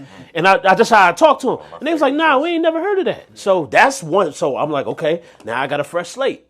So I don't come in with a lesson either. But when I used to teach them, I would read their lesson, take the bullet points, and then read the corresponding Ellen G. White passage to match up so I can get what was happening behind the scenes. Until one day, I had to teach, and I forgot. No. I take that back. I had to teach unexpectedly. They called me the like 2 or 3 nights before, say, we need you to teach because one of the teachers can't make it. So I went in there, and I just found the verse or whatever, and I just had the verse, but I didn't have time. Stuff started happening. I didn't have time to read the proper E.G. White corresponding text to it. And the day of, I was about to open in the morning. I love getting up in the morning and doing it. I went on my phone. I looked up Desire of Ages chapter, and as soon as I found the chapter, he's like, close that. Yeah. I would tell you everything I told her and more. That's it. And then when I did, and honestly, when I started to read her stuff, I had 20 minutes. I had 20 minutes before to teach the class. He's like, you ain't got time to read her chapters. You know how her chapters be long, Slim. He's like, you need like an hour. But why would you devote an hour studying what she said? When the verse that she took it from is just a couple verses, and I can expound on to you for an hour. It's like that. So I sat down in front of those kids. I remember the first thing I was talking about the story of David, my favorite character in the whole Bible. That joint flowed out like nothing, and from that day, I ain't never picked up no corresponding nothing. You give me the book, the chapter, and the verse, and let's walk. And that's all I've been doing. Yeah, that's it. And the Ruach, definitely. Without him, I can't do nothing. But it's definitely needed to break out of that. And you want to know, this is what I said, it was deep while you were speaking, and while O was agreeing with what you were saying. We have been taught that this is the proper way to learn a new subject before church in school. We're given books in school. The books don't have complete information. If we're talking about history, African-American history, his story. If we talk about history, they tell us a lot of what happened in Greece, a lot of what happened in Rome. And when it comes to me, as an African-American in this nation, I start with slavery, and that's all I'm going to get. But there's more to that. But that's what's in my version of this book. And I remember, I think I was talking to Nate, who had said it. He went to High Point, and he said when he was studying history, his history teacher, who was black, told him to read those first couple sentences about how slavery started. And then after they read the chapter, he said, now close your book. That was bullshit. And he said that in front of the whole class. He said, now let me tell you what really happened. And he started breaking down from his own papers that he had done his own collegiate study on, and he taught the class from that instead of the book. He's like, I just wanted you to see what they teach you or what we're supposed to teach, but that's not all of it. And when Nate told me he did that, I was like, it can be done with any one of these things, man. There's more. This book don't tell you nowhere in it that the Israelites were ever going to be eradicated from existence. The Most High said, I'm going to scatter you. But if we got their whole history from inception to when they got scattered in this book, what makes us think that we aren't still who we were in this book? You know, I mean, not to take nothing, you know, I no longer subscribe to black or African American. I'm a human, if anything, but I'm an Israelite. You know what I'm saying? We are. All of us ain't, you know, because some of us are Hamites. You know what I'm saying? Some of us. But if we don't retake our identity as individuals, I ain't saying run out here and join no picket line and get arm to arm with some people who say, yeah, we just, I'm not saying do that. Right. But if you don't know who you are as a person, then a nigga could tell you whatever. And you're going to bite because you don't know no better. You know what I'm saying? Know your history. Seek your history. Seek your history. Then you'll see. Real talk. Ancient royalty, just like us. Ancient royalty. I ain't talking about European aristocracy, you know, that came on the scene, whenever they came on the scene. But the Most High stamped his people amongst other nations that were rich. They had kingdoms. But his people, which didn't have a king originally, he was their leader. But they wanted something. They wanted to be like everybody else. Right. We want a king. You know what I'm saying? So he gave him a king. They had judges first. He wants to be the king. He that's his job, to rule over us. We don't need a president, governors, say traps. What they call them? Magistrates? Whatever the name, whatever the title is given to a person, one of them jokers is overseer, you know, emperor, dictator, whatever. We're not designed for that. As a people, we're not designed for that. We ain't supposed to be subject to no man. We're subject to the Most High. Real quick, Daniel chapter 3. That's what he opened me up to. You know what I'm saying? We got it here. Daniel chapter 3. I opened up, I was going to read 12, 14, 15, 17, and 18. But as I turn the page back, I'm going to read from the beginning of the chapter to 18. Nebuchadnezzar, Daniel chapter 3. Nebuchadnezzar, the king, made an image of gold, whose height was 80 cubits, and the breadth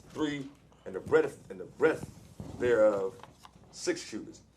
He set it up in the plain of Dura, in the province of Babylon. Then Nebuchadnezzar, the king, sent to gather together the princes, the governors, and the captains, the judges, the treasurers, the counselors, the sheriffs, and all the rulers of the provinces to come to the dedication of the image which Nebuchadnezzar, the king, had set up. Then the princes, the governors, the captains, the judges, the treasurers, the counselors, the sheriffs, and all the rulers of the provinces were gathered together unto the dedication of the image that Nebuchadnezzar the king had set up. And they stood before the image that Nebuchadnezzar had set up. Then an herald cried aloud, To you it is commanded, O people, nations, and languages, that at what time ye hear the sound of the cornet, the flute, the harp, the sackbut, psaltery, dulcimer, and all kinds of music, ye fall down and worship the golden image that Nebuchadnezzar the king hath set up. And whoso falleth not down and worshipeth shall the same hour be cast into the midst of a burning fiery furnace. Therefore, at that time, if the Most High give y'all anything to jump in, stop me. Mm-hmm. Therefore, at that time, when all the people heard the sound of the cornet, the flute, the harp, the sackbut, the psaltery, and all kinds of music, all the people, the nations, and the languages fell down and worshiped the golden image that Nebuchadnezzar the king had set up.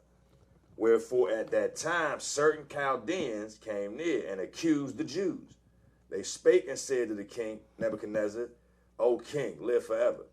Thou, O king, hast made a decree that every man that shall hear the sound of the cornet, flute, harp, sackbut, psaltery, and dulcimer, and all kinds of music shall fall down and worship the golden image. Now, I'm going to stop. Because apparently, with this sea of people that had gathered together to worship this image, apparently Nebuchadnezzar couldn't see that somebody didn't obey his decree. So certain Chaldeans, somebody that was watching everybody, brought it to the king's attention. That's what I just got. He wasn't even tripping. He just figured, ain't nobody going to disobey me. Right. And plus, the orders are very specific. How many times he repeated himself with a different type of instruments? It seemed like they would group that up. Yeah. And then he was talking. Six instruments 3 times. Yeah. 6 instruments. 6 instruments 3 times. Yeah. I didn't. Okay. I never pulled that out of that. Me neither. Continue. Well, what's also interesting was when we look at why Nebuchadnezzar built this image, it seems to be that there was some haters. So we see later on Daniel has some haters, and so here you have these people who were pulled out of Babylon, these slaves who became celebrities overnight. Yeah. Because they saved the wise men with the dream. Oh yeah. Et cetera, et cetera, et cetera. So they don't want to be displayed like we're Babylonians. Who are these foreigners coming in here?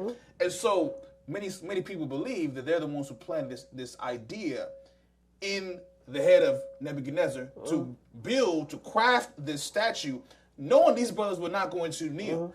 So that when the command was given, they were already had their eyes focused on them. It's the same type of haters that got him thrown into the lions. Right, same thing. Because they knew he was a just man, right. and they knew they couldn't find nothing wrong with him. So they did the same thing. And they also knew they could gas up Darius in that case, yeah. gas up his head, right, and set him up with this thing that he knew that Daniel was going to be faithful to. They did that same thing to Nebuchadnezzar because when he had found out the real meaning of the dream, it was like, why should your kingdom only be for the first half? Make that whole joint gold. And Nebuchadnezzar was like, yeah, Joe, I'm gonna rule forever. There it is. Golden statue, whole joint. Right. Let's go. I'm there. Bump the dream that was told back to me and interpreted by somebody else because I couldn't get nobody else to do it. Yeah. I want to rule forever. Gold statue. And so we can imagine this plane of Dura is huge. So there's no way that Nebuchadnezzar could pick out somebody like you're talking about as it sands of the sea. Plane. Yeah. But these haters, they made sure they was posted. They wanted to know where them jokers was at. They wanted to know where they was at because they know somebody else might not bow down. But I know these jokers especially, which we don't want to have the kind of stature that they have, they're not going to. Let's sit down, be some little first grade snitches, and then when they don't bow down, then we're going to run tell that. Right. It said, verse 2, Nebuchadnezzar the king sent together the princes, the governors, the captains, the judges, the treasurers, the counselors, the sheriffs, and all the rulers of the provinces to come to the dedication of the image. All the rulers of the provinces. If the rulers of the provinces went, do you think the people of the provinces followed? Would that be safe to assume? Yeah, I think so. So this is a gang of people. Playing the Babylon ruled the known old world at that time. That's like, look at the influence the United States has in the world. Puerto Rico, Guam, Hawaii, territories outside of the contiguous United States. Right. And if a decree go out from Trump, everybody's supposed to adhere to that. I mean, you got jokers over on other land masses. Virgin Islands. Just because they got the big screen set up.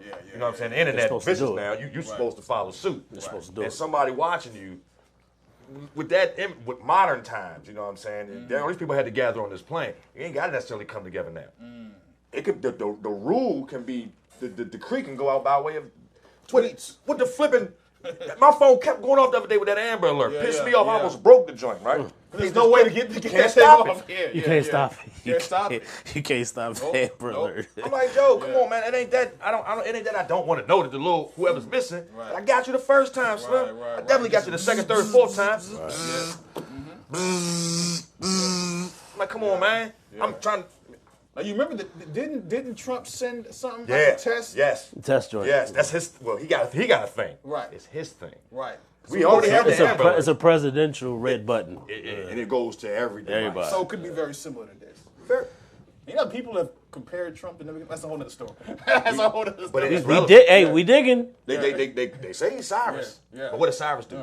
Well, he allowed them to go back. And Go rebuild. back. Yeah. Israelites. With great substance. Right. Israel. Uh-oh. With This- great substance, man. It's coming together. See, it always do. I hope y'all pay attention, man. Yeah. It's coming together. Really Verse do, 11. man. If you have to pause and rewind, go Yeah, ahead and ain't do no problem After with the that. fact, yeah. Actually, verse 10. Thou, O king, hast made a decree that every man that shall hear the sound of the cornet, flute, harp, sackbut, psaltery, and dulcimer, and all kinds of music shall fall down and worship the golden image. And whoso falleth not down and worshipeth that, and not whoso falleth not down and worshipeth, and whoso falleth not down and worshipeth, that he should be cast into the midst of a burning fiery furnace. There are certain Jews, Israelites, there are certain Israelites whom thou hast set over the affairs of the province of Babylon, Hananiah, Mishael, and Azariah. Call them by the right name. Yeah. Hananiah, Mishael, and Azariah. These men, O king. You know what I always wonder? Where's Daniel?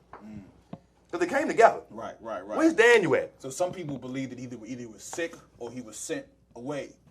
Now, was he sent away because Nebuchadnezzar knew that he might be problematic? They knew. Ooh. Could be. We don't know. Now, I think the assumption was that Daniel was the one. Like these three were just hangers on. That might have been the assumption. They thought if Daniel's not there, then maybe they won't be so much of a trouble. They didn't realize these brothers was going to stand on their own because their it was own not. mind. Everybody's going to be tested. Right, and you got to stand on your own. You gotta faith. stand on your own You got to have faith, your own man. conviction. Now, Don't they be were following- together, Yeah, but they were together. still. Each one had their own Right. relationship. I'd like to think Daniel was somewhere praying. Okay. And Daniel had his test come by way of the he did. lions then, because that came after that. Right, So, right, I mean, yeah, he got it. But I always wondered where was Daniel because Right. they came together. Yeah. You know what I'm saying? 'Cause True. he tried to call him what? Belteshazzar. Belteshazzar. You know, when he gave them new names, Chaldean names or whatever, like they did to us, brought us here, changed That's our why name, you need to changed our read language, Bell and the changed our Dragon. heritage. Gotta Yeah. read Bell and the Dragon. Bell and the Dragon Gotta falls read in Bell and line the with Dragon. that, man. That's, Oh, that's it's a powerful Daniel. story. Yeah, Man, yeah, what? yeah. It's one chapter, too. I think like 1 or 2 chapters at the most. That's the one where they was feeding. That was The- feeding the- his the dragon. dragon. Oh, acting like, yeah. And then the steps underneath the joint, people was coming all up the eating the people coming food. to eating the Yeah. food. Right, That's what right. trivia. That's what it was. The king thought, yeah, my God, this Bell It's is man, consuming. Bell is white, he Until he consumed saw the all this footprints. food. He seen the food. Also- Daniel was like, look, sprinkle some powder on the floor. Yeah. Put some powder on the floor. Some ashes. We see All- what happened. Also, peep how the devil is still no new thought. Yeah.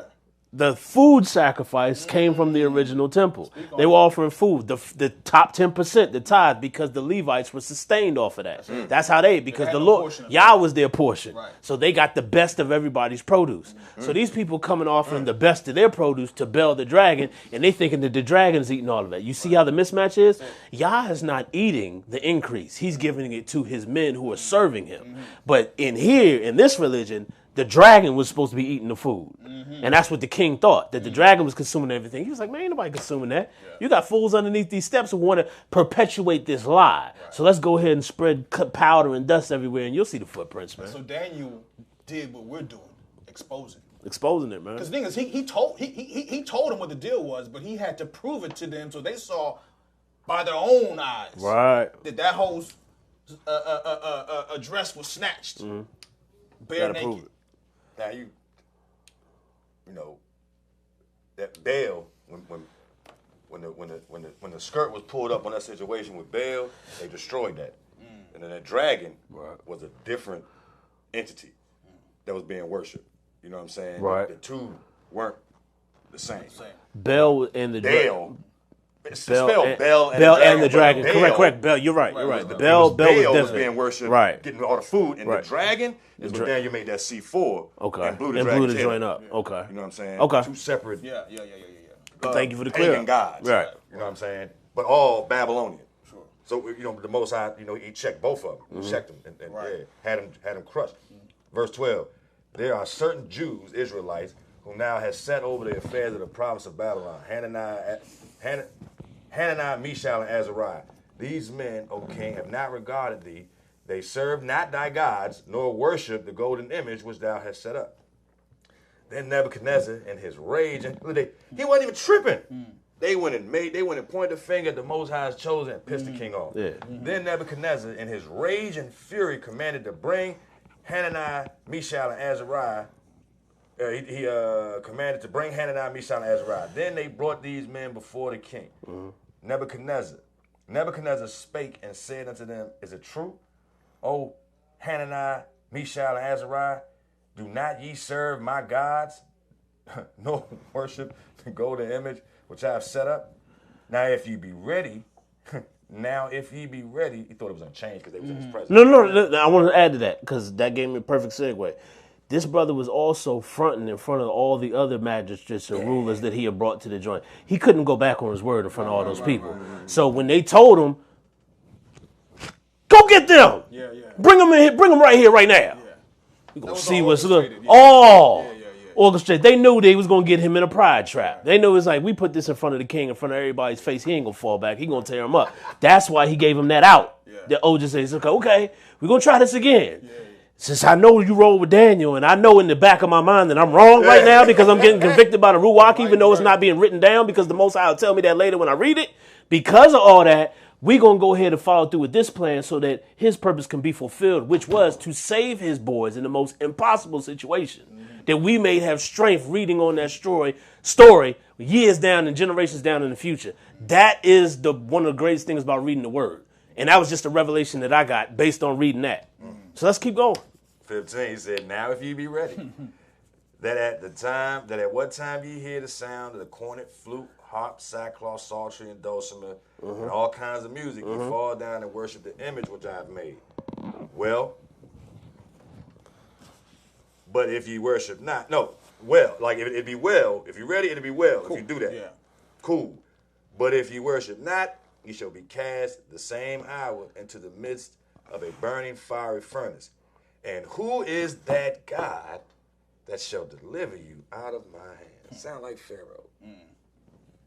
What the? That's a very arrogant statement in front of all his friends. But look, they're talking big. When we talked about the little G and the big G, prior to this, little G. Do you not? Matter of fact, right there. Do you not? I got a little G do not too. Ye serve my gods, little G. Who is this God? He recognizing that there's one. Who is he though? He's more than a big and a little G. I just wanted to tell y'all that, man.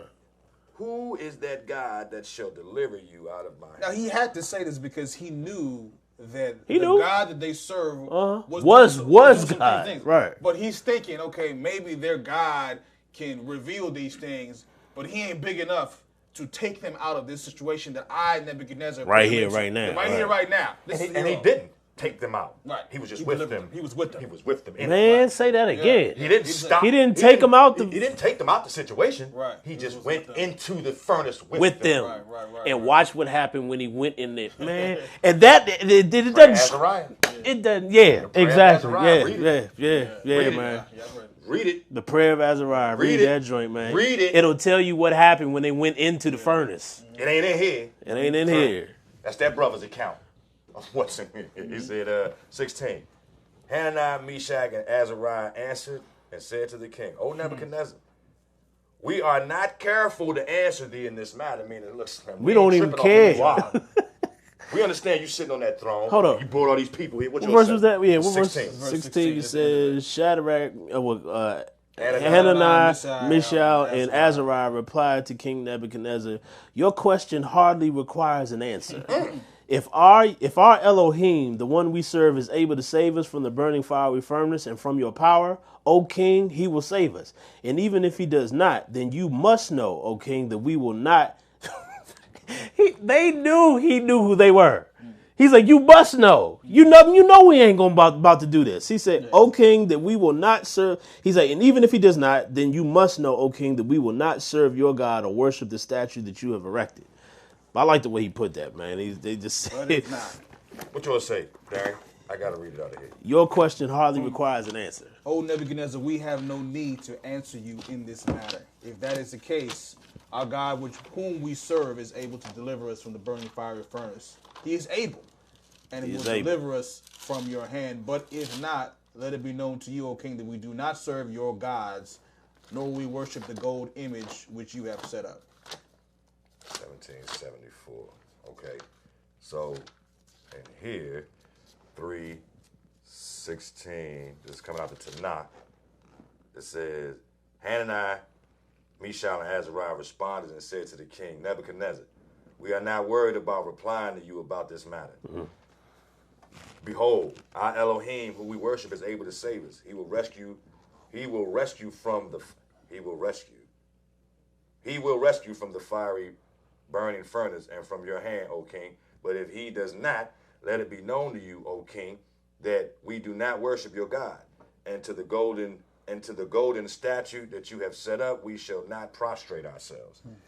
I like the fact that they still had enough respect to address him by title. O king. Okay. We ain't gotta be disrespectful because we confident. Nebuchadnezzar there. Yeah, he sets him up and he tears him down. He did. You're right. Calls him my servant. I like the way the KJV said it. Said, if it be so, 17, if it be so, our Elohim, whom we serve, is able to deliver us from the burning fiery furnace, and he will deliver us out of thine hand, O king.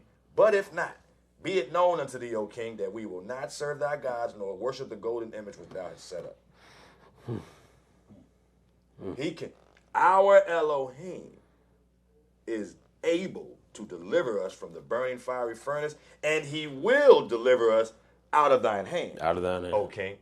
So what they knew for a fact was, we ain't tripping off you. Mm-hmm. But at the same time, even if you do throw us in that furnace, he's able to also get us out of that situation too. Yeah. He can get us out of this current situation we're in with the standing before you. We ain't tripping off you. But if you take it further and throw us in that furnace, he's able to deliver. They didn't say he will, but he's able to.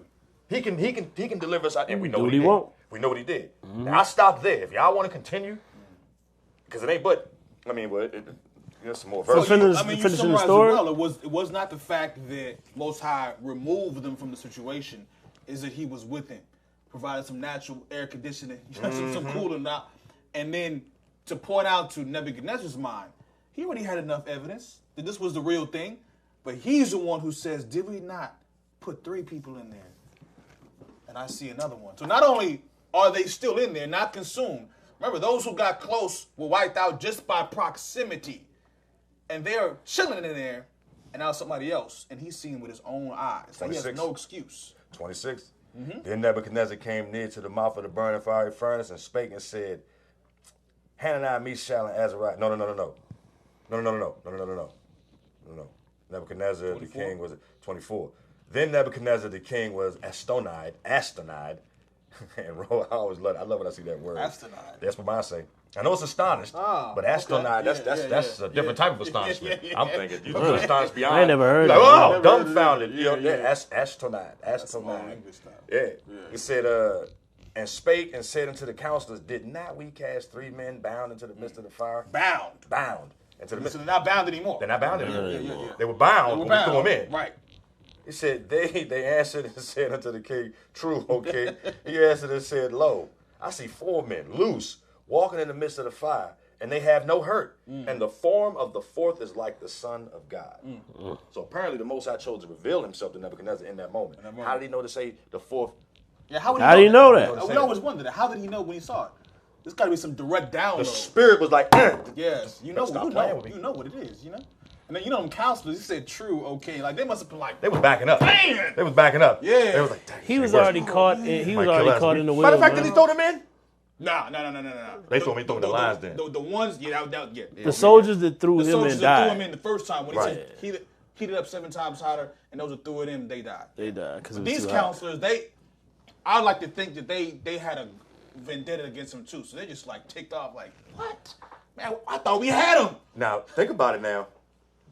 Hananiah, Azariah, and Mishael, it says, were set over the province of Babylon. These 3. So these counselors, it could be some of the Babylonians. Yeah. Remember they got pitted against. They got pitted when they were brought there. It was like you got the Hebrew boys, and then you got the Babylonian kids. They probably was in the same class, watching them jokers not eat the steak. You know what I'm saying? Not drink the wine. You know the answers right. Getting all the answers right, looking better, Drinking water instead of wine. Yeah. That probably was them Exercising. dudes. That's what I'm thinking. You know what I'm saying? Probably. Yeah. That makes sense to me. Yeah. It in my mind, it's either with them or those. Well, no, because he killed all the magicians and the soothsayers who couldn't didn't. deliver on the dream. He didn't kill all of them. No, he didn't. He was going to. He was going to, and then Daniel got caught up saved into him. him. Yeah, Okay, yeah, here we go. yeah. So it could have been them. It could have been a couple of They throw them them. jokers and they families in that lines then. That was Darius. That was later. Darius. That was later. That was Yeah. Darius. So all these people owe their lives to Daniel and these three friends, but they were still hating on him. Still hating on Still hating on him. And by that, but see, the lesson needed to be learned for Nebuchadnezzar again because he was a monarch. Again. He had much responsibility. And in the last lesson, we currently know what happened to him. He had to wander around for 7 years like a beast. So it was necessary, man. And just to let y'all know, that prayer of Azariah falls right in between with Red, right before they got out, because his prayer was prayed as he was walking into the furnace. That's boy, I'm saying it's so much more. And that's just to like summarize, just to know that there was that type of experience. You about to go into a serious trial, maybe like in a courtroom, or go face something that you know you ain't going to come out. You may not come out well on the other side. You walking into it praying, just like Azariah was walking into those flames praying. And when them brothers came out, not only were the ropes burned off of their wrists. Not only that, but they weren't singed. If I'm tied by a rope, they didn't even smell like smoke. I was getting to that. My coat still smelled like the joint from Friday night. Yeah. They was in the fire. I was just at the fire. Right. And they come out smelling like nothing. Come on, man. Not even singed, man. And they said it was since the Ruach was in there, it was like a cool breeze in the furnace. In the midst of it. You know, the blue part of the fire, they say, is supposed to be the hottest part. Yeah. But it was cool, man. In the middle of the joke, man.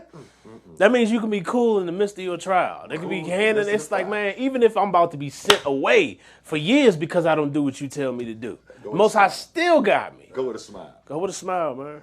Let the rulers of this world know. Oh, president. Oh, ambassador. Oh, whatever. Emperor. Let it be known this day. Nah, son, I'm not rocking with your rules and regulations. I'm not tripping off that golden image at all, period. And the Most High clearly is able to save. Even if you do get cast into the prison, even if you do get bound hand and foot and thrown into a lion's den or to a boiling vat of oil like John. You know what I'm saying? Right. He ain't died, it took him out. Right. This nigga ain't dead yet. Right. You know what I'm saying? This usually don't take that long. But the key is the conviction is so strong in your truth that even if you are prepared to die what's considered one of the most painful deaths. See what I'm saying? Like they say drowning and being burned alive, like most painful deaths. Yeah, so to have the kind of peace that passes understanding in that moment and say, I hope he comes through, but even if he don't, I ain't doing that. I'm not doing that. What the word say? Fear not the one who could destroy the body, but the one who could destroy the body and and throw the soul into hell. Yeah. That's a serious statement. We protected though. That's right. One thing about that, we protect the most. Look, and it's funny. I almost jumped in the beginning because y'all was both bouncing off the angel tip, right? But y'all got his angels watching. That's right. They watching over you, watching over these, keeping us safe and protecting us lest we dash our feet. Against a stone as I roam, these Romans destined to be corrupted clay until the stone cut out by means no man can see come hit their feet. They like to prey on weak and wayward sheep. This ish get deep. No sleep for these. We got a drum to beat. Sound the alarm, y'all's people sleeping. And that slumber deep, because they can't see these demons here creeping. Adjudication taking place. Y'all about to rally the nation. The truth is right in front of our face. Disguise and amalgamation. Placating pastors ought to slap themselves for holding up progress. Doctrines of devils got the best of them. Y'all making it obvious, and obviously the people starting paying attention. The water Bahashem, the strong delusions being rescinded, calling back from dissension. All us who ain't ducking this mission, thank y'all his angels got our back down here. Just make your decision. He watching over us, and he watching over you. Believe that, know that. That's law. He mean what he say. Man, I ain't got nothing else. It's a good wreck. You got anything else to say, Clark? Well, again, this brother has seen evidence after evidence after evidence. And even this, I mean, think about if you were to see what Nebuchadnezzar saw. Could you be convinced to go back to delusion?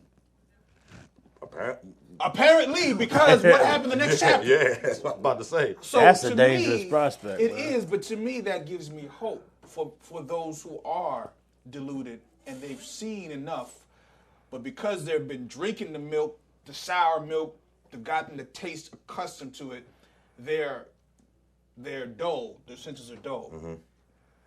Most High just come stronger and stronger and stronger. So now, like, what more could I do? That's what he said. What more could I have done to this tree? Right? Is that the parable that Yeshua said about the tree? And then I guess it was after 3 he probably was trying to get fruit. Yeah, because And- it was about to get Tree. destroyed initially. Yeah. It's yeah. like, Well, let me work. Not the one that he cursed. Okay. It was the one that The one that was about to be thrown out because it didn't yield Yeah. any fruit. Say, let me work with this for a while, and then come back and we'll see. And if after that, then it'll be destroyed. Right. So none of us are going to have excuse. None of us will have any excuse, but we just see how patient Most High is and how he's able to work with somebody. And again, do you want to wait until it is the worst possible situation where you're strung out, where you're so... There are people, forget about strung out, right? The people that, and unfortunately, I see this in my church all the time. Whenever I teach, there's always that person who will not want to hear anything. Like, we're supposed to be, as Adventists, we're supposed to be willing to be people of the word. But when I suggest an idea that does not line up, they won't even listen to what I have to say. That's why he said, come out of her. There are people that listen, though. Right. And there are people that say, can we talk more about that after the fact? And so Most High is looking for that people because you don't want to get to You the take point those where it's people out of her uncomfortable. with you. Right.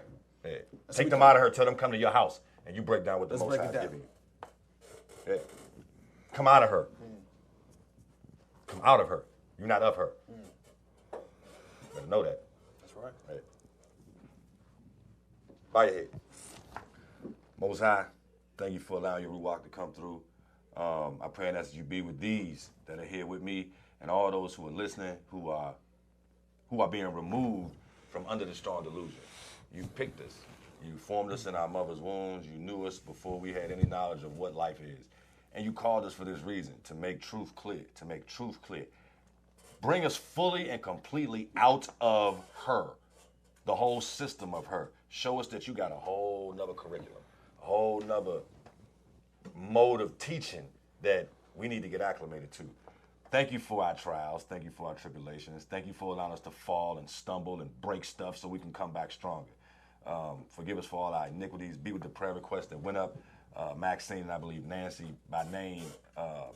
Be with all those who are going through. So people hurting, people going through stuff. People got relationship issues, financial problems, marital issues, emotional issues, psychological issues, health issues. We wrestle not against flesh and blood. We know now what these evil spirits are. We know what they are. We know that they are the spirits of the giants, the children of the watchers and the women. We know what we're working with now. Thank you for giving us insight into how vicious this thing really is. And thank you for letting us know you'll never leave us nor forsake us. And that no weapon formed against us is going to prosper. Regardless what type of weapon it is, it's not going to prosper. You said you was going to be with us, and thank you for being with us. In the midst of the fire, thank you for sending your Ruach to keep us cool. Thank you for being air conditioning in this heat that we're going through, that we're subject to in this life. But you told us we're going to have tribulation. In this world you will have tribulation, but be of good cheer because you beat the world. You put the fire out. We just coming up through the dregs of it, and it's cool. We know you got our back. Be with this organization, the station, the show that's coming behind us, the shows that come before us. I ask that you anoint the lips of the individuals. Don't let no nonsense come out of nobody's mouth. We ain't have time for no nonsense. Just kill all that nonsense and speak truth. Allow truth to find a lodging place in our minds, our hearts, and in our beings. Stamp out the devil and all the nonsense that he come with. Anything that's being used by him, kill it. Flat out. This is my prayer in Yahweh Shai's name. Amen. Amen. Until next week, this is Real Talk 101. May y'all bless and keep you. Seek truth, never tradition. Again, the kingdom of heaven is like unto treasure hid in the field, that which when the man has found, he hideth. And for joy thereof goeth and selleth everything he hath, and buyeth that field. Yeah, I'ma need that. Understanding, I'ma heed that. Straight truth, I'ma speak that. I'ma eat that, sleep that, breathe that. Genesis and Revelation, I'ma read that. Pop to the devil face, tell him keep back. Try to offer me his rich, tell him keep that. Try to offer me his women, but I beat that. Woo. Bigger than just the kingdom. I love your child, you wanna meet him. Don't wanna mad at me when I see him. So I gotta put my sin down and leave him. All about how you business. Ain't no game with survival of the fittest. Ain't about to be no rest for the wicked. Ain't no slack, gotta get it, go get it. Hey. Get it, up, don't up, stop, up, get it. When the kingdom of the highness shall come. Up, get it, up, don't up, stop, up, get it. It cometh not by observation. Don't get it. Neither shall they say. Don't get it. Low here or low there. Don't get it. The kingdom of the Most High. Up, don't up, stop, up, get it. It's within you. Up, get it. Up, don't up, stop, up, get it. Don't get it. Understand you gon' get it. Don't get it. Kingdom come and gon' get it. Understand it, I'm gon' get it. Asking the Most High, He will feel it. Man of understanding, have an X to the spirit. If you got the walk, then I know that you feel it. Drop it to my knees and then I pray for the wisdom. Pick it to the lost sheep with those who will listen. You can get the kingdom if you come from a pinch. Keep the laws and the statutes on, can you win it? Just to begin, you gotta have faith that Abba will bond you. The father or son have to bow. There was one that was time to do the work. Do it even when it hurts. Pay the love in every verse. Break a fear in every curse. Realizing what we work. Wanting nothing on this earth. Ready for the new birth. Getting ready for the marriage. Cleaning myself up on leftover 11. Knowing that Yasha is watching from heaven. Gotta go get it. Keep pushing, no failing. Understanding that the righteous prevail. Even though that the waters be rough, we keep selling the fruits of the spirit will walk us compelling. I'm taking my father's hand, taking a stand, staying on his land, following Yasha to the promised land. Man, understand. Up, get it, up, don't up, stop, up, get it. Yeah. Up, get it, up, don't up, stop, up, get it. Failure is not an option. Don't get it. You gotta get it. Don't get it. Don't get it. Prophesy, we gon' get it. Don't get it. Hey. Up, get it, up, don't up, stop, up, get it. Up, get it, up, don't up, stop, up, get it. Don't get it. Levi, Understand you gon' get it. checking in. Don't get it. Akshamar, Come and gon' get it. you rap for my father. You ain't with the higher than why I bother. They got Isaac and Jacob, the forefathers. And my brother Yeshaya, he a martyr. We heed the Moses instructions, you call it Torah. You heed the voices of man, we call it horror. You a sinner that's sinning, you a corner. You a sinner repenting and crying harder. Gon' get it. We ready to steal the Sabbath, they fed the will of the savage, but we the bride of the marriage. So gon' get it. Are you ashamed and embarrassed? It's like you cursing the parish. Live a verse to be cherished. Gon' get it. We ain't never forgotten. Kill your flesh is rotten. You still picking the cotton? Gon' get it. This a call to the saints. So who stand in the face, stand tall on your face. Gon' get it. Ain't no time for the slide. See the stripes on his back so that we can come back. Come back. You the product of Jack, and it's a logical fact that you was called to come back. Come back. Find the truth in the verse. Been abused from the curse. It's the truth when it hurts. We repent cause it works. It's the grace in the worst. We've been placed in the first, but we fell to the worst. Gon' get it. We ain't a race, we a nation. Yasharella need patience. We know the heathen said he hating, but how you gonna break them? Then Yeshaya gonna place them. At the gates you gonna face them. Tell me what you gonna say then. You fall dead, don't break them. Up, get it, up, don't up, stop, up, get it. Don't stop, go get it. Go get it. Up, get it, up, don't up, stop, up, get it. Don't stop, go get it. Don't get it. Go get it. Don't get it. Go get it. Don't get it. Go get it. Don't get it. Hey.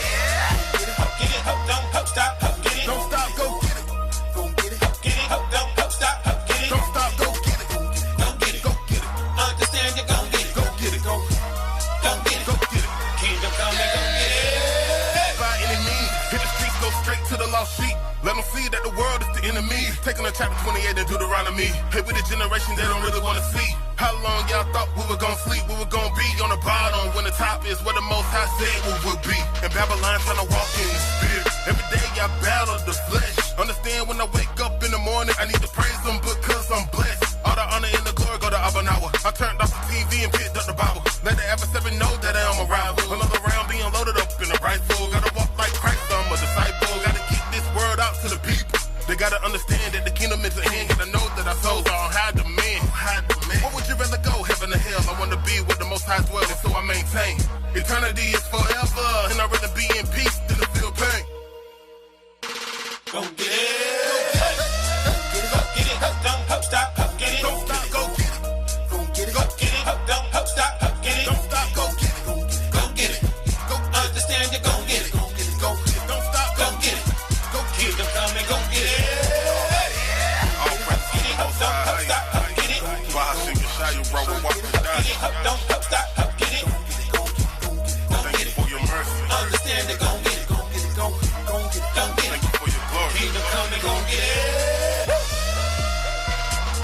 come and gon' get it. The group. Kingdom come and gon' get it. Yes, sir.